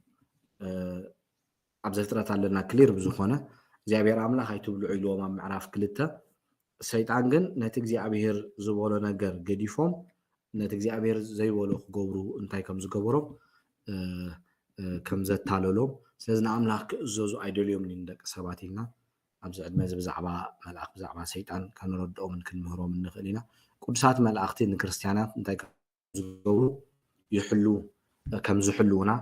ካብ መፅሓፍ ቅዱስ ኣምፂና እውን ገለገለ ሓሳባት ፍኹስ ዝበለ በቃላት ከነረድኦም ንኽእል ኢና ቅዱሳት መላእኽቲ ናይ እግዚኣብሔር ልኡኻት እዮም እግዚኣብሔር ኣምላኽ እንታይ ከም ዝገብሮም ከም ዝልእኾም ኦፍኮርስ ኣብ ሉቃስ ኣለና ናብ ማርያም ከም ዝመፁ ናብ ኤሊዛቤት ከም ዝመፁ ናብ ቡን ዮሃንስ መጥመቕ ናብ ዘካርያስ ከም ዝመፁ ኣብ ዳንኤል ምዕራፍ 9 እውን ገብርኤል መፂኡ ደጋጊሙ ናብ ዳንኤል ይለኣኽ ከም ዝነበረ ልኡኻት ናይ ኣምላኽ ምዃኑ መሰንጀርስ ምዃኖም ክንነግሮም ኣለና ምክንያቱ ንሳቶም ክምለኹ ኣይኮነን እግዚኣብሔር ፈጢርዎም ልኡኻት ምዃኖም እሱ በይኑ ኣምላኽ በይኑ ከም ዝምለኽ ንዑ ጥራይ ክንሰግድ ከም ዘለና ንሳቶም ግን እግዚኣብሔር ዝበሎም ነገራት እግዚኣብሔር ዝበሎም ከም ዝገብሩ ከም ልኡኻት ምዃኖምን ካብ 8 ክሳብ 9 ዘሎ ዕድመ ክንምህሮም ንኽእል ኢና ቅዱሳት መላእኽቲ ካብ እግዚኣብሔር መልእኽቲ ከም ዘምፁ ከም ተቐዲመ ክብሎ ዝፀናሕኩ ስለዚ ካብ 8 ክሳብ 9 ዘሎ ዕድመ ክሰርሕዎ ዘለዎም እቲ ክሰርሕዎ ዘለዎም ካብ 2 ክሳብ 3 ዘለው ክጅምርዎ ከም ዘለዎም ኢና ተዘራሪብና ነርና እንድሕር ናይ ስራሕ ነገራት ካብ ንእስነቶም ጀሚርና ከነላማምዶም እንተዘይጀሚርና ድሓር ሽገሩ እዮም ኣነ ኣብ ህይወተይ ዝተወሰኑ ሰባት ኣጋጢሞም ንሎም ምስኦም ነቢረ ፈልጥ ወለዲ ስፖይል ንገብሮም ነበላሽዎም በቃ ብሰራሕተኛ እንዳገበርና ንሕንቆም ዘለና እዩ ዝመስለና ንሕግዞም ኣይኮንናን ዘለና ንሃስዮም ኢና ዘለና መፅሓፍ ቅዱስ ክሰርሕ ዘይደሊ ኣይብላዕ ኢልና ኣሎ እግዚኣብሔር ፃዕራማት ስራሕ ንፈቱ ስራሕ ክንላማመድ ከም ዘለና ይነግረና እዩ ስለዚ ክሰርሕዎ ዘለዎም ነገራት ክንምህሮም ኣለና ተዘይኮይኑ ድሓር ክሽገሩ እዮም ብዙሓት ኣብ ሂወተይ ዝተሸገሩ ሰባት ኣብ ውትድርና ይኹን ኣብ እስር ቤት ኣብ ዝነበርናሉ ይኹን ኣብ ስደት ይኹን ኣብ ዝወፀናሉ ንብዙሓት ሰባት ክሽገሩ ብዓይኒ ርአ ስለዚ ከይድካ ክትሓቶም ከለካ ኣብ ገዛ ብሕንቃቕ ዓይነት ከም ዝዓበዩ ድሓን በቃ ውስቶ ሰራሕተኛ ኣላ ሓፍትኻ ኣላ ኣይትሓዝ እናተባሃሉ ዓብዮም ድሕራይ ከም ዝተሸገሩ ስለዚ ካብ ንእስነቶም ጀሚርና ስራሕ ከነላምዶም ኣለና ዘይምስራሕ ዘይምትጋህ ፅቡቕ ኣይኮነን ክሰርሕዎ ዘለዎም ኣብዚ ዕድመ እዚ ቀሊል መግቢ ምግባር ሳንድዊች ፍረታት ኣሕምልቲ እንቋቑሖ ፓንኬክ ሩዝ ክገብሩ ይኽእሉ እዮም ካብ 8 ክሳብ 9 ሕነ ዘሎ ሳምታይምስ እውን ከምኡ ቁርሲ ክገብሩልካ ኣብ ጥቖም ኮንካ ክትፈቅድ ኣለካ ኣብ ዩቲዩብ ሓደ ኣሎ ዝሪኦ ካብ ሓደ ህንፃ ካብ ናይ ገዝኡ ወዲቑ ካብ ብርኩ ንላዕሊ ፓራላይዝ ዝኾነ ኣሎ ነቶም ደቁ ኣብዚ ዕድመ እዚ ኩላቶም ክሰርሑ ኢኻ ትሪኦም ፓርቲስፔት ይገብሩ ኤቭሪ ቆልዓ ኣብቲ ስራሕ ይሳተፍ ማለት ስለዚ ናይ ስራሕ ልምዲ ኢኻ ናይ ስራሕ ንክፈቱ ኢኻ ፅባሕ ንግሆ ትገብሮም ስለዚ ምስኦም ኮንካ ቁርሲ ክገብሩ ሓደ ግዜ ፍረታት ክገብሩ عملتي قلل زبالو نغرات كغورو يخول يوم مامز كدالو يخول يوم بانكيك نغرات روس كغورو يخول يوم سلازي قليل مغبو كسرحو سلازخونو حدا غزي نساتهم كسرحو كتفقدلهم يزلك كل غزي ززحابكا يوم እንዳበልዑ ተኸይዶም ግን ዳሕራይ ደቂ ኣንስትዮ ኮይና ናብ ሓዳርን ክሽገረን ኣወዳት ኮይኖም እንኮም ኣብ ሓዳሮም ክሽገሩ እዮም ምክንያቱ ሓዳር ቲም ኮንካ ትሰርሖ ተደጋጊፍካ ትሰርሖ ስራሕ ስለ ዝኾነ ካብ ብንእስነቶም ኢና ክንምህሮምን ከነላምዶምን ዘለና ናይ ትምህርቲ ናብ ትምህርቲ ዝወስዶ መግቢ ጥርናፍ ወይ ፓክ ብምግባር ክሰርሑ ይኽእሉ እዮም ኣብዚ ነሳትፉ ሓደ ግዜ ከምቲ ንሕና እንደልዮ ዘይክገብሩና ይኽእሉ እዮም كل جزء حدا نجار مثل كأكون كانت لهم ولا ماكينة خنزور كلنا بشكلتها خن لامد كلنا شو كل نجارات كيما كل نجارات كن حزق كلنا مجمرة شو يكون نانك إلنا دقاقي بناخذ صرحهم كن نجبر متجمر هنا دالمدنا يو نمز شعون دامل خنايو نخيت لذي لا ترنف خلوا بزي كم تنحنا ندليو جيرم زي ترنف خلوا كن فقد الله معلنا دالمدو كموتيو ናብ ትምህርቲ ክኸዱ ከለዉ ክዳምቶም ምድላውን መምራፅን ክመርፁ ከዳሉ ክንፈቅደሎም ኣለና ባዕልና እንታይ ጌርናዮ ከምኡ ዓይነት ነገራት እንዳለመዱ እዮም ኮፍ ኢሉ ዝበልዕ ሰብ ኮፍ ኢልካ ተብልዖ ነርካ ሓደ ሰብ ወላ ሓንቲ ስራሕ ከያለማመድካዮ ወዲ 19 20 25 ምስ ኮነ እንድሕር ክሰርሓልና ንፅበ እንተሊና ክሰርሓልና ኣይክእልን እዩ ዘየላማመድናዮ ከዓ ክገብር ኣይክእልን እዩ ስለዚ ክዳውንቶም ከዓፅፉ ክንፈቅደሎም ኣለና ንናቶም ዶሮና ፋኑስ ካልእ ነገራት እንታይ ክገብሩ ይኽእሉ እዮም ክኩዕቱ ይኽእሉ እዮም ከፅርዩ ይኽእሉ እዮም ኣብዚ ምፅራይ ሽቓቅ ከምቲ ኣቐዲመ ዝበልኮ ከነፅሪ ከለና ምሳና ፓርቲስፔት ክገብሩሉ ዋላ እኳ ተበላሸውዎ መፂና እዚኣ ከምዚኣ ትግበር ከምዚኣ ጌርካ ዕርያ እንዳበልና ክንነግሮም ኣለና ብፍላይ እዚ ሕጂ ዘሎ ወለዶ ብጣዕሚ ኢኻ በቃ ክትሪኦ ከለካ ብጣዕሚ ተሓዝን ማለት እዩ ስለዚ ከምኡ ከይከውን ኩሉ እቲ ፅቡቅ ነገራት ኣብ ገዛ እዩ ዝመሃሮ ኩሉ እቲ ሕማቅ ነገራት እውን ኣብ ገዛ እዩ ዝመሃሮ ፅባሕ ንጎ ናብ ገለ ቦታ ምስ ከደ ሜቢ ሕጂ ብዚ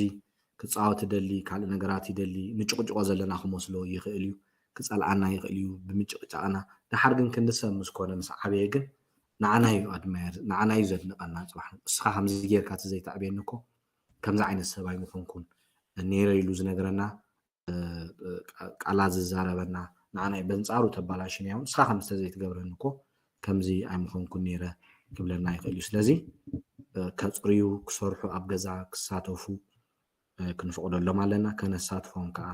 ኣለና ምፅራይ ክሽነውን ከምኡ ኣብዚ ዕድመ እዚ ክገብሩ ይኽእሉ እዮም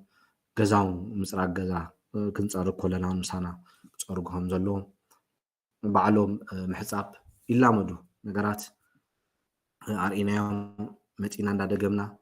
በብዓመቱ ቀስ እንዳገበሩ እንዳማዕበሉ ኣብ 13 14 16 ምስ በፅሑ ንፉዓት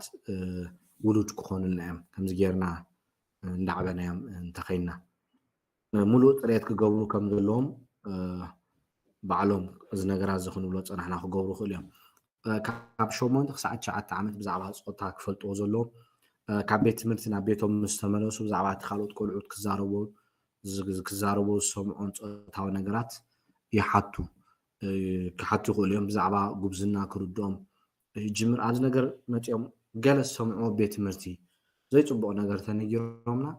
ሰንቢድና ክንድህሎም የብልና ምክንያቱ ተሰንቢዶም ብድሕሪኡ ክዛረቡና ክነግሩና ኣይክእሉን እዮም ካበይ ከም ዘምፅዎም ኣበይ ከም ዝሰምዑ ቀስ እንዳገበርና እንዳኸፈትናዮም እንዳዕለልናዮም ንኸይድ ብድሕሪኡ እቲ ቁኑዕ ዝኾነ ነገር ኢና ክንምህሮም ዘለና ምስ ዓርኹም ብዛዕባ ፆታዊ ርክብ ዝዘራረብሉ ወይ ከዓ ንሕቶታቶም ብኢንተርነት ወይ መፅሓፍቲ መሊሶም መልሲ ዝደልዩ ኣብ 9 ዓመቶም እዩ እዚ ፕራክቲካል ኣብቲ ናይ ካብ 9 ክሳብ 12 ሓደ ስድራ ቤት መፂኦም ከምኡ ንዓና ዘዛረቡና ኣለዉ ማለት እዩ ጓሎም ኣብ ቤት ትምህርቲ ዝሰማዓቶ ኣብ ጉግል ከይዳ ዘይድሊ ዘይፅቡቕ ነገራት ኣብ ኢንተርነት ሰርች ከም ዝገበረት ምክንያቱ ሰምዖ ዘበለ ኣብ ኢንተርነት ከይዶም እዮም ዝረኽብሉ መልሲ ዝረኽብሉ ኮይኑ ዝሰምዑ ስለዚ ብዚ ዕድመ እዚ ክንሕልዎም ኣለና ነቲ ክሓትዎ ዝኽእሉ ከዓ ከምቲ ኣቐዲመ ዝበልኮ ንሕና ኢና ኦፐን ንገብሮ ምስ ሓተቱና እዚ ማለት እኮ እዚ እንዳበልና ከነረድኦም ዘለና اكتيف سلازغون حجي تي تكنولوجي خا كابتن احنا زعبنا له على حج ازيو بقى سلاز اوبن كوين سلازلو زدلغه حتيتكا ترخبولو تخيل سلازغونه ناب انترنت كيلوم دحر زسمعو حد تجميرو جيجا انفورميشن كوبوم سلازغ الانترنت كم تقديمه زبالكو بتنقع زريو زጥቀሙሉ ነገራት ኣብዚ ዕድመ ዘንታ ክንገብሮም ኣለና ክንሕግዞም ኣለና ናብ ዘየድሊ ነገራት ከይቃልዑ ብሞባይልን ቴሌፎንን ታብለትን ኮምፒውተራትን ኣቢሎም ምስ መዛንኦም يعرفتهم بإنترنت كراخو بجمهور ما بزعد مزي سلازي انتاي قبرلو انتاي قبرنا له تشك نقبرهم صبقي እግዚአብሔር ከም ትዝበልና ይቀድም ሕጂ ሓላፍነት እዩ ሂብና ተሓላፍነት ካን ዓና ንወለዲ ሂብና በር ንኻል ኣይኮነን ሂቡ ተሓላፍነት ንዓና ስለዝሃበና እንታይ ይርዩ እንታይ ይርዩ ክንፈልጥ ኣለና ሓደ ግዜ ዶክተር መስከረም እንታይ ኢላ ትዛረብ ነይራ ኣብቲ ሴቲንግ ሩም ኣወይናታ ዴስክቶፕ ጌርና ኢላ ስለዚ ኤኒ ዝገብርዎ ዘበለው ኣብ ኮይኖም እዮም ዝጥቀሙ ኣብ ኮይኖም እዮም ዝደልይዎ ናይ ትምህርቲ ይኹን ናይ ካልእ ነገራት ቸክ ዝገብሩ ኢላ ምክንያቱ ኩሉ ዝገብርዎ ዘበለ ዝጥቀምዎ ዘበለ ክንከታተሎ ፅቡቅ እዩ ከም ተቀዲመ ዝበልኮ ኣብ ቤት ትምህርቲ ዝሰምዕዎ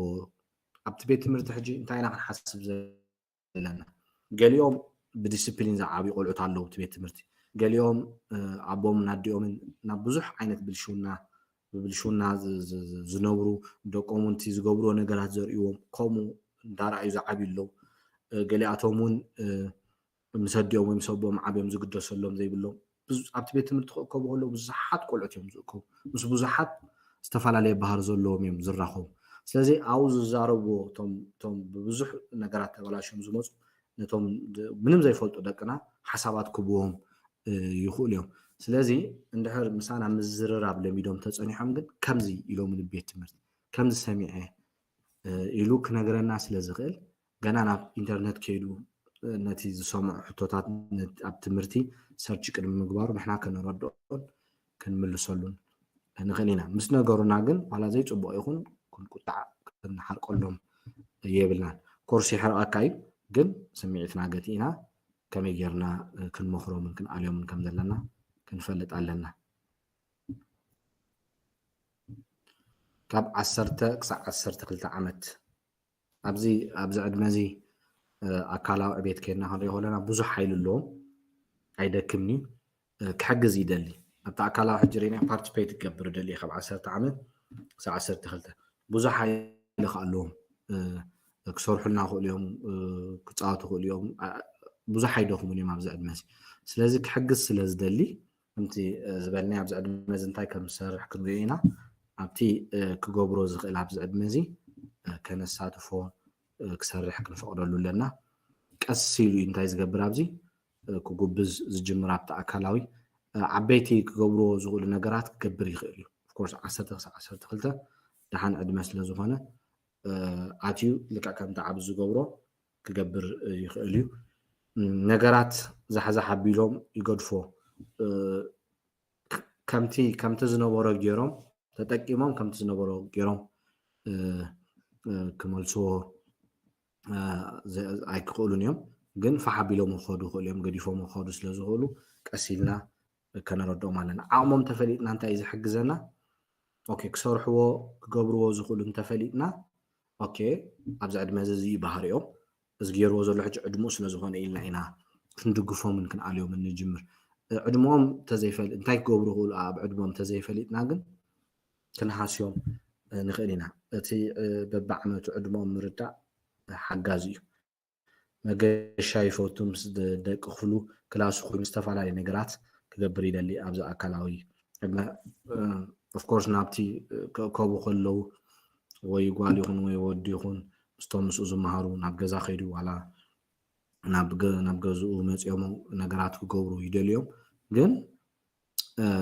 ኣብዚ ከምቲ ቅድሚ ሕጂ ዝበልና ፀሎት የድልዩ ንኣምላኽ ዝፈርሁ ዝጠቕምዎም ካብ ክፉእ ዝኣልይዎም ኣዕርክቲ እግዚኣብሔር ክቦም እቶም ዘይፅቡቅ ባህሪ ዘለዎም በቃ እግዚኣብሔር ደጊፍዎም ካብኦም ክርሕቑ ክንፅልየሎም ኣለና ነገራት ክገብር ይፈቱ እዩ ብዚ ዕድመ እዚ ስለዚ ሓደ ነገር ክገብር ከሎ ጋይዲና ክንገብሮ ዘለና ሕጂ ብዛ ዕድመ እዚ ኬክ ክሰርሕ ጓል እንተኮይና ወዱ እውን ካልእ ነገራት ክገብር ስለ ዝኽእል ነገራት ክገብር ስለ ዝደሊ ሃባስከ ግደፍ ኣይትክእሎን ኢኻ እንዳበልና ኣይኮንናን ክንክልክሎ ዘለና መሊሱ ከመይ ገይሩ ከማዕብሎ ከም ዘለዎ ኢና ክንኣልዮ ዘለና ኣእምሩ እንታይ ክሕዚ ይኽእል ንቑሕ እዩ ርትዓዊ ዝኾነ ነገራት የቕርብ ይርድኦ ነገራት ሓደ ዝተረድኦ ነገር እውን ከቕርብ ይኽእል እዩ ግዜ ብዛዕባ ግዜ ክፈልጥ ይኽእል እዩ ቁጥርታት ክርድኦ ይጅምር ዓመት ይኹን ኣዋርሕ ይኹን መስርዕ ናይ ዝሓለፉ ክስተታት ይፈልጥ ዓለም ለኻዊ ዝኾነ ኣመለኻኽታ ኣለዎ ናይ ካልኦት ባህሊ ክፈልጥ ይጅምር ክርድኦ ይጅምር ነገራት ኣብ ዓለም ዘሎ ክርድኦ ክምልከት ይኽእል እዩ ምልክታትን ሓሳባትን ይርድኦ ግን ዝያዳ ሓገዝ የድልዩ እዩ ኣብዚ ዕድመ እዚ ብዙሕ ዘይኮነ ነገር ክዝክር ይኽእል እዩ ስምዒታዊ ብዙሕ ኣይፈርሕን ተባዕ ምዃኑ ከርኢ ይደሊ ግን ከዓ ህውኽ ኢሉ ክውስን ኣይፈቱን እቲ ስምዒታዊ ከርእየና ዝኽእል ኣብዚ ዕድመ እዚ ውዑይ ክኸውን ይኽእል ስለ ድማ ኣቃላት መምሃራን የልዎ ኣብዚ ካብ 9 ክሳብ 12 ዘሎ ብፍላይ እቶም 12 ዝገበሩ ሕጂ ናብ ክላሶም ክትኣቱ ከለካ ብጣዕሚ እዮም ውዑያት ስለዚ ይርቡሹካ እዮም እቲ መምህር ትዕግስተኛ ክኸውን ኣለዎ ህድእ ዝበለ ምሻሎ ዕድሞኦም ተረዲኡ ቀሲሉ ፅቡቅ ገይሩ ዝሕዞም ክኸውን ኣለዎ ብቀዳማይ ካብ 8 ክሳብ 12 ዕድመ ዘለዉ ነቶም ኣወዳትን ኣዋልድን ዝመሃርዎ ትምህርቲ ከነዳልወሎም ምስከና ነቶም መምሃራን ከነላልዮም ምስከና ብጣዕሚ ጓልበት ትዛረብ ወዲ ሓደ በዚ ይዛረብ ብጣዕሚ እዮም እንታይ ዝገብሩካ ውዕያት ስለ ዝኾነ ብጣዕሚ እዮም ዝርቡሽካ ስለዚ ብዚ እታ መምህሮ ቀስ እናብለት ተኣልዮም ነይራ ማለት እዩ ስለዚ ቀሲሉ ዝኣልዮም መምህር ትዕግስቲ ዘለዎ መምህር የድልዮም እዩ ሓራቅ ገለ ተኮይኑ ዝፅቡቅ ኣይኮነን ዘየድሊ ቃላት ክዛረቦም ይኽእል እዩ ሕማቅ ቃላት ክዛረቦም ይኽእል እዩ ኣብ ቅድሚቶም ተምሃሮ ከዋርዶም ስለ ዝኽእል እቲ መምህር ትዕግስተኛ እንተኾነ ይምረፅ ኣዋልድ እንታይ ይደልያ ኣብዚ ዕድመ እዚ ካብ 10 ክሳብ 12 ኣልቦ ጥንቃቐ ቆላሕታ እየን ዝደልያ ስለዚ ኣቴንሽን ክንበን ከም ነፍቅረን ብፍላይ ኣቦታት ከም ንፈትዎን ዋላደ ኣብዚ ዕድመ እዚ ነተን ኣዋልድ ንደቅና ክንነግረን ኣለና ዝደልዮ ኣብዚ እንታይ እቲ ፌም ዝበሃልቶም እተን ሴሌብሪቲ ኮና ኣባላቶም ናይ ፊልም ሰረብ ንዑ እየን ሞር ብኡ ክሰሓባ እየን ዝጅምር ኣብዚ ዕድመ እዚ ዘይደልዮ ሓይሊ ዝደልዮ ሕጂ ፅባቐ ሃብቲ ዝና ብርቱዕ ሓያል ወዲ ኣብ መወዳእታ ዝካናኸና ዝሕልዋ ትደሊ እዚ ኣብ ናይ ሳይኮሎጂ ገለ ኣብ ናይ ብፍላይ ask kids about sexual ዝብል ገለ ኣብዮም ክስታይ ገይሮም ከመይ ጌርና ንደቅና ኮሚኒኬት ንገብሮም ከም ዘለና ኣብዮም ፅሒፎሞ ናይ ኣመንቲ መፅሓፍ ስለዚ እቲ ዝረአ ዘሎ ኣብ ዓለም ነገራት ብኡ እንታይ ክኾና ይኽእላ ኢና ኣብዚ ዕድመ እዚ ክሰሓባ ይጅምራ ማለት እዩ እንድሕር ኣብዚ ዕድመ እዚ ናይ ውሽጢ ሰበን ኣምላኽ ነቲ ባህሪ ነቲ ካራክተር ከም ዝደሊ ቀስ ጌርና ክንምህረን ተጀሚርና ካብዚ ነገራት እንዳወፃ ከዳ ተጀምራ መለለይናተን ከዓ ዝፈትዎ ምዝራብ ኮይኑ ብዛዕባ ኩሉ ነገር ዝኾነ ነገር ኣብ ዕድመ እዚ ናይተን ኣዋልድ ኩለን ኣዋልድ ምፅዋት ይፈትዋ ምስቲ ናተን ዘለዎን ባምቡላ ይኹን ካልእ ነገራት ምኽዳን ይኹን ብካልእ ከይጥቅዓ ክንገብረለን ዝግባአና ካብ ዕድመ 10 ክሳብ 12 ዘሎ ፅቡቅ ነጥቢ ከተምፅእ ኮላ ትፈትዎ ዕምባባ ከም ኣቦ ኮይና ሕጂ ኣቴንሽን ክንባ ከም ዘለና ብዙሕ ግዜ እንታይ እዮም ዝብሉ ፅቡቅ ዓበየት ጓል ኣንስተይቲ ቀሊሉ ናብ ዘየድሊ ነገራት ጓል ሶሪ ፅቡቅ ጌራ ዝዓበየት ጓል ብስድራኣ ፅቡቅ ጌሮም ወይ ምስ ኣቦ እንዳፍቀራ ኣዴኣ እንዳፍቀረታ ዝዓበየት ጓል ብቀሊሉ ናብ ዘየድሊ ብልሽውና ኣይትከይና ብዙሕ ግዜ ዋላ ኸይና ዋላ ነዚ ነገር እንዳረኣኹ ከለኹ ኣብ ብዙሕ ብልሽውና ዝርከባ ኣብ ዓለም ዘሎ ደቂ ኣንስትዮ ወይ ኣዴን ዘዕብየተን ወይ ኣቦን ወይ ኣብቲ ገዛ ብዘይፍቅሪ ዝዓብያ ኣብ ውሽጠን ክፍተት እናተፈጠረ ስለዚ ማንም ሰብ መፅዩ ብቀሊሉ كتحللن كدناغرن يخيل سلازي ጽቡቅ ነገራት ከተምጽ ክትገብር ኮላ ማርኬት ነጥባ ከተምጽ ኮላ ትቦ ከም ገይሩ ከፍቀራን ከሐሊላን አሎ ናታ ገዛ ክትስልም ኮላ ይኹን ኦፍ ኮርስ እዚ ካብቲ ናይ ዝዓዱ ካልቸር ዘምጽ ወይ እትነቲ ናታ ሩም ናታ ይኹን ወይ ወን ናተን ሩም ክገብራ ኮላ ናነት ክልተ ሕዋት ኮይነን ኣብ ሓደ ሩም ተለይን ኦኮሬት ገብሮ ኮይነን ምስአን ኮይና ነገራት ክንገብር ትሕግዘን ኮለና ካብ እቲ ይፍቀረ ይፉተ ዝብል ነገር ካብ ብዙሕ ነገር ኤክስፖዝ ንኸይኮና ይሕግዘን እዩ ንበይና ዝኾን ግዜ ክንባ ከም ዘለና ሓደ ቦ ቀዳማይ ከምኡ ብለን እዩ ንክልቲኦም ዝበሉ ግዜ ነይሩ ኣለኒ ኢሉ እንደገና በብሓደ ወሲደ ከዓ ንጓለይን ንወደይን ግዜ ዝህበሉ ኣለኒ ውፅኢልና ንዕልለሉ ግዜ ኣሎ ኢሉ ይነግረኒ እዩ which means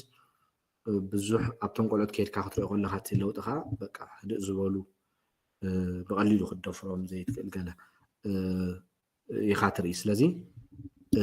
غيزي خنبا كلنا صبوقي بقال ان غيتقع فوتي فقري زبل سب فيكتيم ايكوني تي لو سيلف استيم رسو زت حتى يكون كفتات اللي هو بقى بزي فقري بزي نابونا يد حاليت زعابيه ግን بقليلو نابزي صبوق ነገር ከቃላዕ ስለዝኽእል ስለዚ እቲ ኣቦ ንጓሉ ግዜ ክህባ ኣሎ ሓደ ግዜ ብሓንሳ ኮይኖም ኮፍ ዋላውን ካልእ ድራር ገይሩ ዲገለ ምስዓ ግዜ ክሐልፍ ኣሎ መብዛሕትኡ ግዜ ተሪና ሕጂ ንጓሉ ጽቡቅ ገይሩ ወይ ንደቁ ጽቡቅ ገይሩ ግዜ ዝህብ ናብ በቃ ፍሬንድ ናብ እርክነት እዩ ዝቕየር ድሌቶም መጪኦም ክዛረቡ ይጅምሩ ዝተጋገይዎ ይኹን ጽቡቅ ዝገበርዎ ይኹን ዝኾነ ነገር ቅድሚ ምግባሮ ዘጋጠሞም ነገራት ገብሮ ዝሓስቡ ከይተረፈ ነቦ መጪኦም ከዛርቡ ነደ መጪኦም ከዛርቡዋ ይኽእሉ እዮም እቲ ሪሌሽንሺፕ ንሕና ኢና ቢልድ ንገብሮ ምስኦም ንሕና ኢና ንሃንጾ ዋላ ሓዳር ገይሮም ጽባሕ ንጎኸማን ዘጋጠሞም ነገራት መጪኦም ክነግሩና ይኽእሉ እዮም ሓንቲ ፊልም ነይራ ፋየር ፕሩፍ ትብል እቲ ወዲ ነብኡ ሞር ይቀርቦ ስለ ዝነበረ ዝኾነ ዘጋጥሞ ይኹን ኣብ ሓዳሩ ይኹን ቻሌንጅ ዝሓልፎ ዝነበረ ነብኡ መጪ እንታይ ዝገብሮ ነይሩ ዘማኽሮን ዝነግሮ ነይሩ ኣክቹዋሊ ንኻልእ ሰብ ተማኺሮም ክፉእ ሰብ ከጋጥሞም ስለ ዝኽእል ናብ ካልእ ክመርሖም ይኽእል እዩ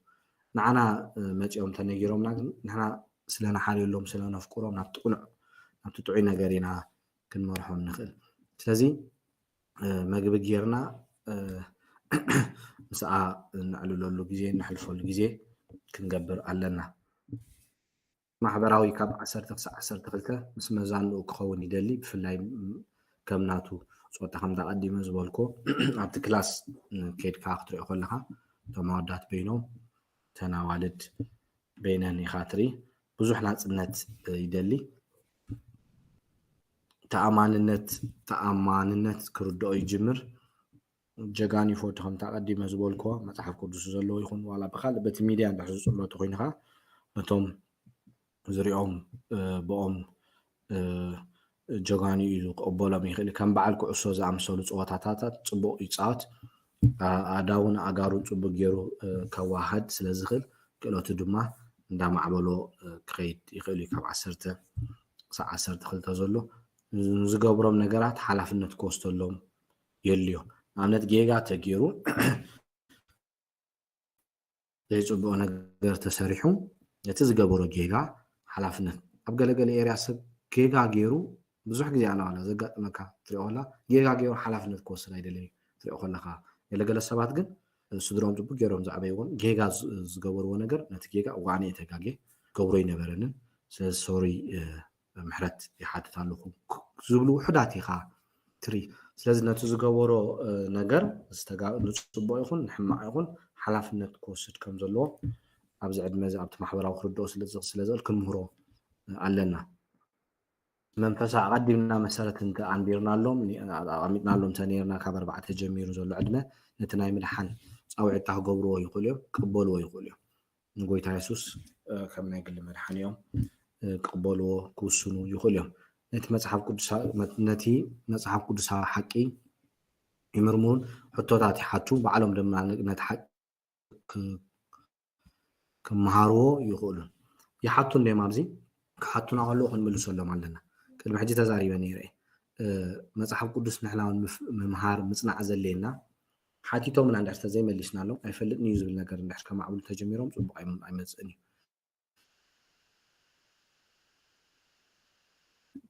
ሓቲቶምና ከዓ ፅቡቅ ጌርና እንተ ክንገብሮም ኣለና ከነረድኦም ኣለና ዘይንፈልጦ ተኮይኑ ከዓ መዓልቲ ሃበኒ ወይ ግዜ ሃበኒ ኢልና ኣፅኒዕና ሓቲትና ትክክል ዝኾነ ነገራት ክንምህሮም ኣለና ቁምዖን ጌጋን ፈልዮም ይፈልጡ ኣምላኽ ድማ ንኩሉ ከም ዝሪኦ ክመሃሩን ክፈልጡን ይኽእሉ ብዛዕባ መንፈሳውነት ከየተባብዓካዮም የምልኹ ናይ ቆልዑ ናይ ኣምልኾ ግዜ በዓሎም ክመርሑን ክምድቡን ይኽእሉ እዮም ካብ 10 ክሳብ 12 ዘሎ መንፈሳዊ ድሌታቱ እናደልዮምን ከም ዝደልዮም ክሓብእ ይኽእል መፅሓፍ ቅዱስ ከፅንዖምን ክፅልን ኣምላኽ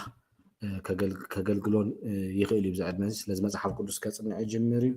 ክፅሊ ይኽእል እዩ ኣምላኽ ከዓ ከገልግል ይኽእል እዩ ብዝዕድመ እዚ ግን እንታይ ፅቡቅ ጌርና እንተዘይምሂርና ሕጂ ብገለገለ እንታይ ኢኻ ትርኢ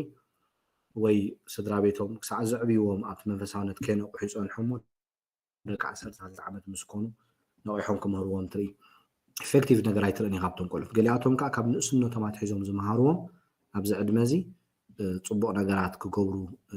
ቃል ኣምላኽ ከፅንዑ ክፅልዩ እንደገና ከገልግሉ ትሪኦም ኢኻ ኣብዚ ዕድመ እዚ ከም ኢየሱስ ክርስቶስ ድማ ከገልግል ይደሊ ጎይታ ዝገብሮ ነገራት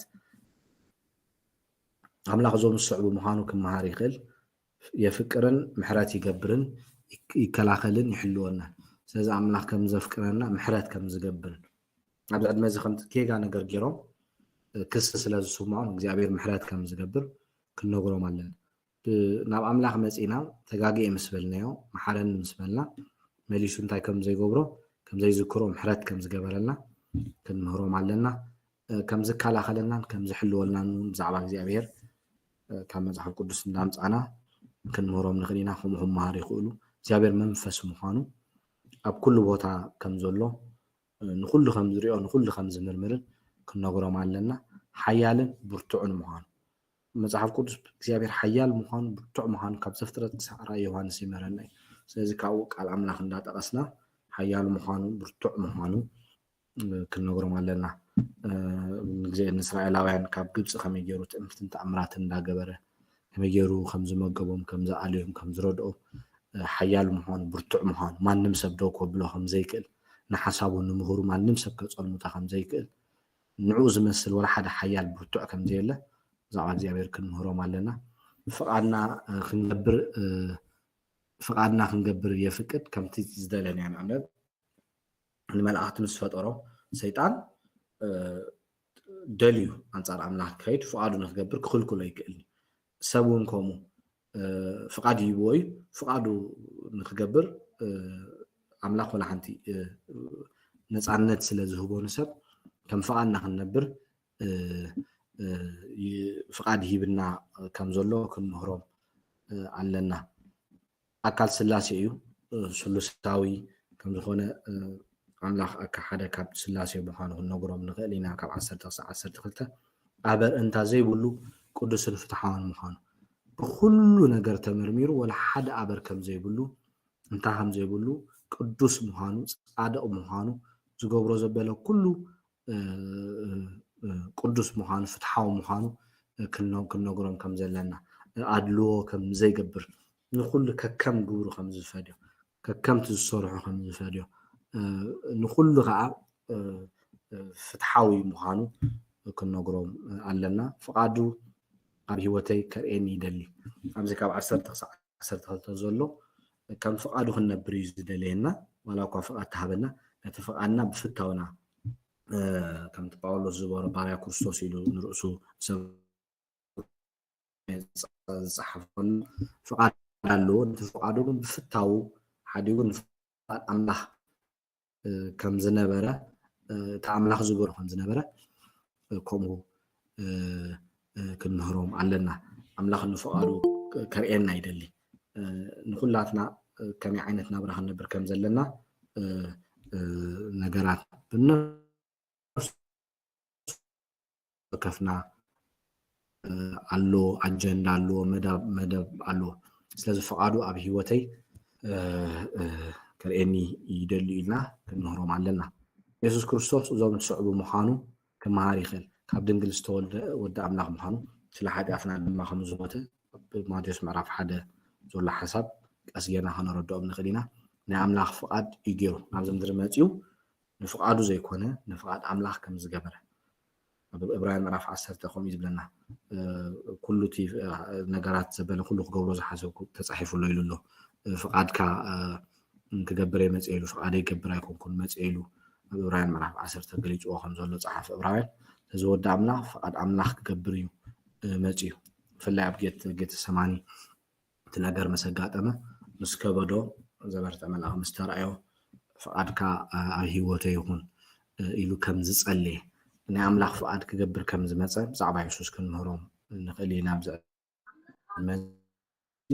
ካብ ሞት ተንስኡ ሕጂ ድማ መንግስቲ ኣምላኽ ከም ዘሎ እውን ክንምህሮም ንኽእል ኢና ንኣምላኽ ዝኸውን ንፁህ ሂወት ነቢሩ ኣምላኽ ዝፈቱ ኣምላኽ ዝተሓጎሰሉ ኩሉ ነገራቱ ኣምላኽ ባህ በቲ ኩሉ ዝነበሩ ኣብዚ ምድሪ ባህ ከም ዘበሎ ንፁህ ሂወት ከም ነቢሩ ከም ዝሓለፈ ክንምህሮም ኣለና ሓጢኣት ኣይገበረን ግን ሓጢኣተኛታት እንታይ ከም ዝገብር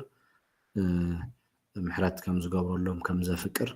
ብዙሕ ተኣምራት ከም ዝገበረ ልክዕ ከም ተዓንቶ ዝበልናዮ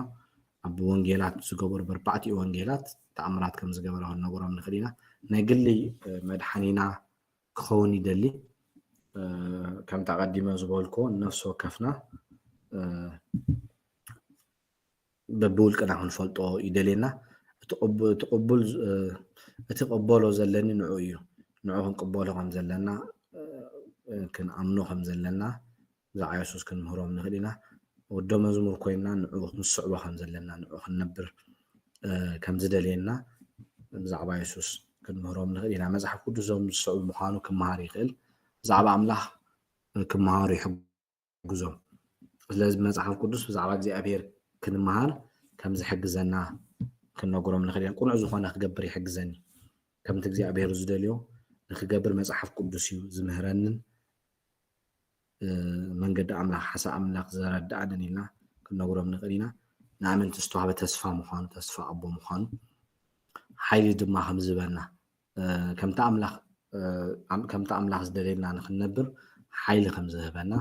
ኣብዚ ምድሪ ዘሎ ኣምላኽ ዘይፈትዎ ነገር ንኸይንገብር ንሱ ሓይሊ ምስ ዝህበና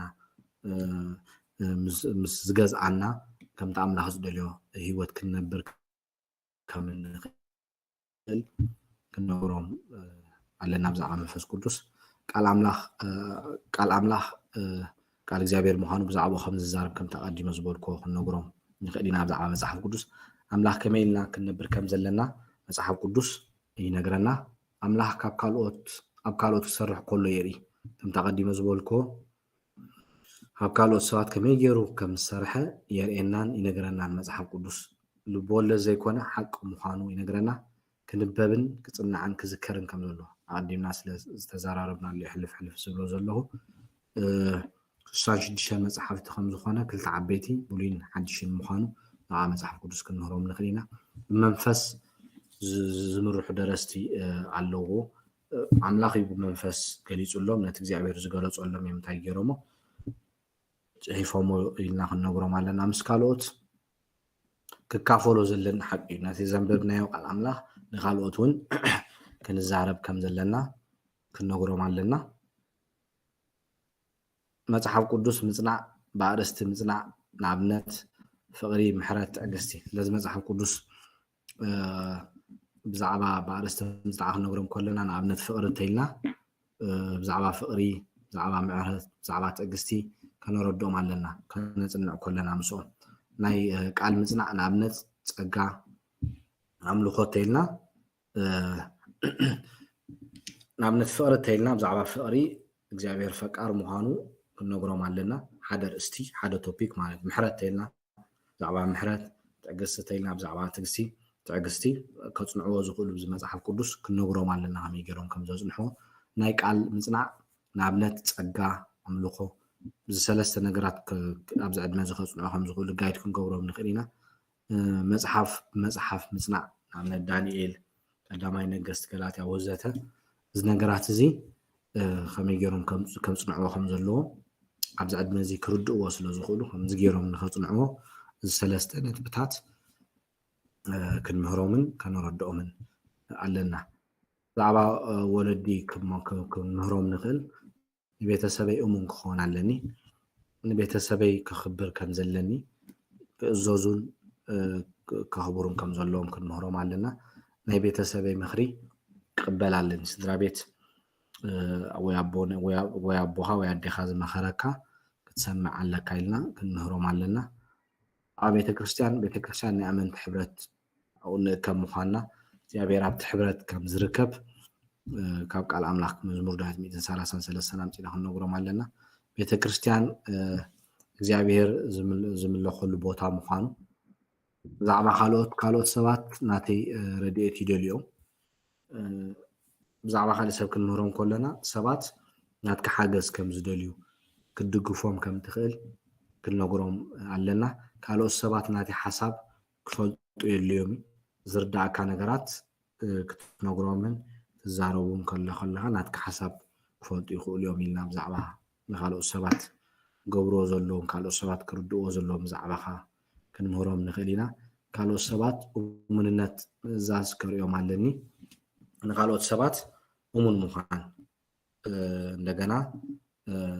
ነቲ ቃል ትእዘዝ ከም ዘለካ ከተርእዮም ኣለካ ክንምህሮም ኣለና ካልኦት ሰባት ምሕረት ትገብረሎም ኣለኒ ኣብ ሂወት እንዳነበርካ ከለካ ሰባት ክትንክፉካ ከም ዝኽእሉ ክሕዝኑካ ከም ዝኽእሉ ንስኻ ንሰብ ክትሕዝን ከም ትኽእል ምሕረት ትገብር ከም ዘለካ ምሕረት ትግበረልካ ትሓትት ከም ዘለካን ብዛዕባ እቲ ሶሻል ምስ ሰባት ምስ ካልኦት ሰባት ዝገብርዎ ርክባት ሰባት ካብኦም እንታይ ደልዩ ንሳቶም ከዓ ካብ ሰባት እንታይ ይቕበሉ ክንምህሮም ኣለና ንካልኦት ሰባት ክጽልየሎም ኣለኒ ክጽልዩ ከም ዘለዎም ንካልኦት ሰባት ኣብዚ ዕድመ እዚ ክንምህሮም ንኽእል ኢና ካልኦት ሰባት ናብ እግዚኣብሔር ክቐርቡ ክሕግዞም ኣለኒ ኣብ ቤት ትምህርቲ ካልእ ነገራት ይኹን ነቶም ተምሃሮ ምስኦም ዘለዉ እግዚኣብሔር ንክፈልጦም ንቀርቦ ክነግርዎምን ክምህርዎምን ይኽእሉ እዮም ብዛዕባ ሰይጣን ከምታ ቀዲምና ዝበልና ሰይጣን ናይ ኩሉ ነገር ክፍኣት ምንጪ ከም ዝኾነ ሶርስ ምዃኑ ናይዚ ኣብዚ ምድሪ ዘሎ ዘይፅቡቕ ነገር ንሱ መበገሲ እዩ ምዃኑ ክንነግሮም ኣለና መፂኡ ክሓርድ ክቀትል ከጥፍእ ከም ዝመፅእ ሰይጣን ሰባት ናብ እግዚኣብሔር ከይመፁ ከም ዘዕግት ኣምላኽ ዝዓለም እዚኣ ነቶም ዘይኣምኑ ዓወሮም ለና ኣብ ቆሮንጦስ ኣብ ግብረ ሐዋርያት 13 እውን ናብ ሳይፕረስ እትጠንቋላይ ኤሊማስ ትበሃል ንጳውሎስ እንታይ ከም ገብሮ ከም ዝኸልከሎ ጳውሎስ ኣታ ኩሉ ተንኮልን ኩሉ ክፍኣትን ዝመልኣካ ወዲ ዲያብሎስ ኢሉ ከም ዝገሰጹ ዓይኑ ከም ዝዓወረ ኣብ ግብረ ሐዋርያት ምዕራፍ 13 ቃል ኣምላኽ ይነግረና ስለዚ ሰባት ናብ ኣምላኽ ንኸይመፁ ከም ዘዓግቶም ክንምህሮም ንኽእል ኢና ካብ 10 ክሳብ 12 ዘሎ ኣብ መወዳእታ ሰይጣን ጭኽሩ ናብቲ ዝተመደበሎም ቃላይ ሓዊ ክድርበዩ ምዃኖም መወዳእታ ከም ዘሎ ክንነግሮም ኣለና ብዛዕባ መወዳእታ ዘመን እግዚኣብሔር ንዝመፅእ ዕላማ ከም ዘለዎ ንመጻኢ ጎይታ ምስ ተመለሰ እቶም ዝሞቱ ክትንስኡ ምዃኖም ኣብ ተሰሎንቄ ኣለና ዝሞተ ኩሉ ከም ዝትንስእ ክመሃሩ ይኽእሉ እዮም ብዛዕባ መወዳእታ ዘመን ኢየሱስ ክርስቶስ ዘይኣምን ናብ ሲኦል ከም ዝኸይድ ናብ መወዳእታ ናብ ጥፍኣት ከም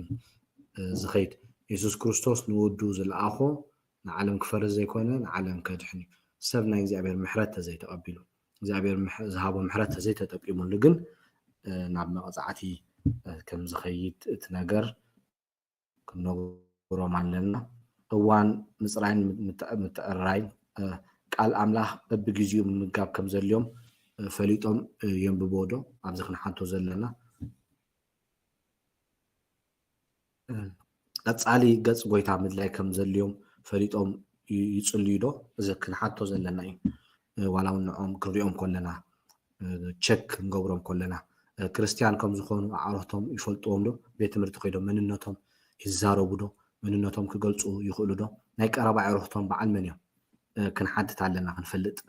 ኣለና ኣብዚ ክርስቶስ ንኻልኦት ሰባት ከም ዘድልዮም ይፈልጡ ዶ ንኣብነት ንሳቶም ተዲሒኖም ተወሲኖም ልክዕ ከምቲ ንሳቶም ናብ ኣምላኽ መፅኦም ዝደሓኑ ካልኦት ሰባት ከ ንኣምላኽ ክፈልጡ የድልዮም እዮም እዚ ነገር እዚ ተረዲእዎም ኣሎ ድዩ ፈሊጦም ኣለዎ ድዮም ክንሓቶም ኣለና ንዕርኽቶም ይምስክሩሎም ዶ እዚ በዚ እንድሕር ተዳሃሲስናዮም እዚ ነገራት ክገብሩ ተጀሚሮም እዚ ነገራት እንድሕር ክላማመድዎ ተጀሚሮም ፅቡቅ ይዓብዩ ይልወጡ ከም ዘለዉ ምልክታት እዩ። ስለዚ ቸክ ምግባር መሊስና ምርኣይ ምንታይ ኣለዉ ኣብዚ ዕድመ ዝነት እምነት ብኸመይ ይገልፅዎ ኣለዉ ክንፈልጥ ፅቡቅ እዩ። ብምሉእ ልቦም ንስድሮኦም ይግዝእዎም ዶ ይግዝኡን ኣለዉ ድዮም ይሰምዑን ኣለዉ ድዮም እዚ ሕቶታት እዚ ክንሓትት ኣለና። ኣመስገንቲ ድዮም እግዚኣብሔር ብዝሃቦም ነገር ኣብ ናይ ቲኔጅ ሓደ ግዜ ከምኡ ሰምዕ ተምሃሮ ከምኡ ይብሉ ነይሮም እግዚኣብሔር ሲ ኢትስ ኖት ፌር ኣይኮነን ኣምላኽ ክብሉ ሰሚዐ ማለት እዩ። ስለዚ እቶም ከምኡ ዝብሉ ከ እንታይ እዮም እግዚኣብሔር ኣምላኽ ኣብ ፅቡቅ ቦታ ዘንብሮም ኣብ ፅቡቅ ቤት ትምህርቲ ዝመሃሩ እዮም። ስለዚ ከምኡ ዓይነት ነገራት ክዛረቡ ተጀሚሮም ልክዕ ኣይኮነን። ስለዚ ክንኣልዮም ክንምህሮም እዩ ዘለና በቲ እግዚኣብሔር ዝሃቦም ነገር ኣመስገንቲኦም ክኾኑ ዘለዎም ናብ ቤተ ክርስቲያን ክኸዱ ከሎ ናይ ሓጎስ ስምዒት የርእዮም ተገዲዶም ድዮም ወይስ ደስ ኢልዎም እዮም ዝኸዱ? እዚ ነገራት እዚ ሕቶታት እዚ ክንሓትት ኣለና። ኣብዚ ዕድመ እዚ ካብ 12 ክሳብ 12 ፅቡቅ ጌርና ተምሂርናዮም ነዚ ነገራት ክነብርዎ ክጅምሩ እዮም። ድሕሪ እንተዘይ ሒዞሞ ግን ካብ እዚ ነገራት እዚ ክንሪኦ ፀናሕና ኣብ ሂወቶም ኣይክረአን እዩ። ስለዚ ተዘይተረኣዩ ከመይ ጌርና ክንዕርዮ ከም ዘለና ክንሓስብ ኣለና። ኣብ ስድራ ቤት ናይ ቃልን ጸሎትን ግዜ ደስ ዶ ይብሎም? ዲቮሽን ክንገብር ከለና ደስ ኢልዎም ድዮም ዝመፁ ወይስ ፈሪሆምና ወይ ቆዮ ኣፀሊኦም እዮም? እዚ ሕቶታት እዚ ክንሪኦ ኣለና ክንድህስሶ ኣለና ሳርቬ ቸክ ክንገብር ኣለና በዚ ነገር እዚ ካብ 10 ክሳብ 10 ዓመት ዘለዎ ክሰርሑ ዘለዎም ኣብዚ ዕድመ እዚ ዝተፈላለየ ምግቢ ምስራሕ ወይ ከዓ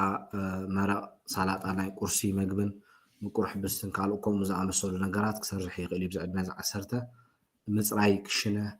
ምፅራይ ሽቓቕ ምፅራይ ገዛ መሰረታዊ ዕዳጋ ክገዝእ ይኽእል እዩ። ስለዚ እንታይ ክንገብሮም ንኽእል ኢና ኣብዚ ሕጂ ዋላ ኣብ ሱፐር ማርኬት ኮይንና ኣብቲ ኣፍ ደገ ድዩ ዋላ ኣብ ጥቑ ፀኒሕና ከይዶም ኣትዮም መሰረታዊ ነገር ክንልእኾም ንኽእል ኢና። ሾፒንግ ካልእ ነገራት ክለማመድዎ ይኽእሉ እዮም። መሰረታዊ ፅገና ናይ ገዛ ኣብ ገዛ ዝግበር ነገራት ዝስራሕ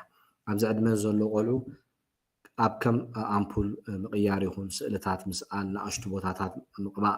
ገሊኡ እውን ከምኡውን ካልእ ከም ዝኣመሰለ መሰረታዊ ናይ ፅገና ዕዮታት ብኸመይ ከም ዝዓዩ ምፍላጦም እንታይ ፅቡቅ ይኹን ሕግዞም ከኣለና። ኣብዚ ናይ ፃዕዱ ሕጂ ደስ ዝብለካ ገለ ኣብቲ ገዛ ኩሉ ቱሉስ ኣሎ መሳርሒ ኣሎ ኣብ ገዛና እውን ከምኡ ይኽእሉ ዘሎ። ስለዚ ክንሰርሕ ከነዕርኽ ከለና ምሳና መፂኦም ክዕርዩ ክሰርሑ ክለማመዱ ከመይ ገይሮም ይቕይርዎ ከመይ ኢሎም ገብርዎ ክንምህሮም ከነለማመዶም ኣለና። ካብ 12 ዓመት ብዛዕባ ፆታዊ ነገር ክፈልጥዎ ዘለዎም ኣብ 10 ዓመት እዮም ክዓብዩ ዝጅምሩ ትርኢት ኣካላቶም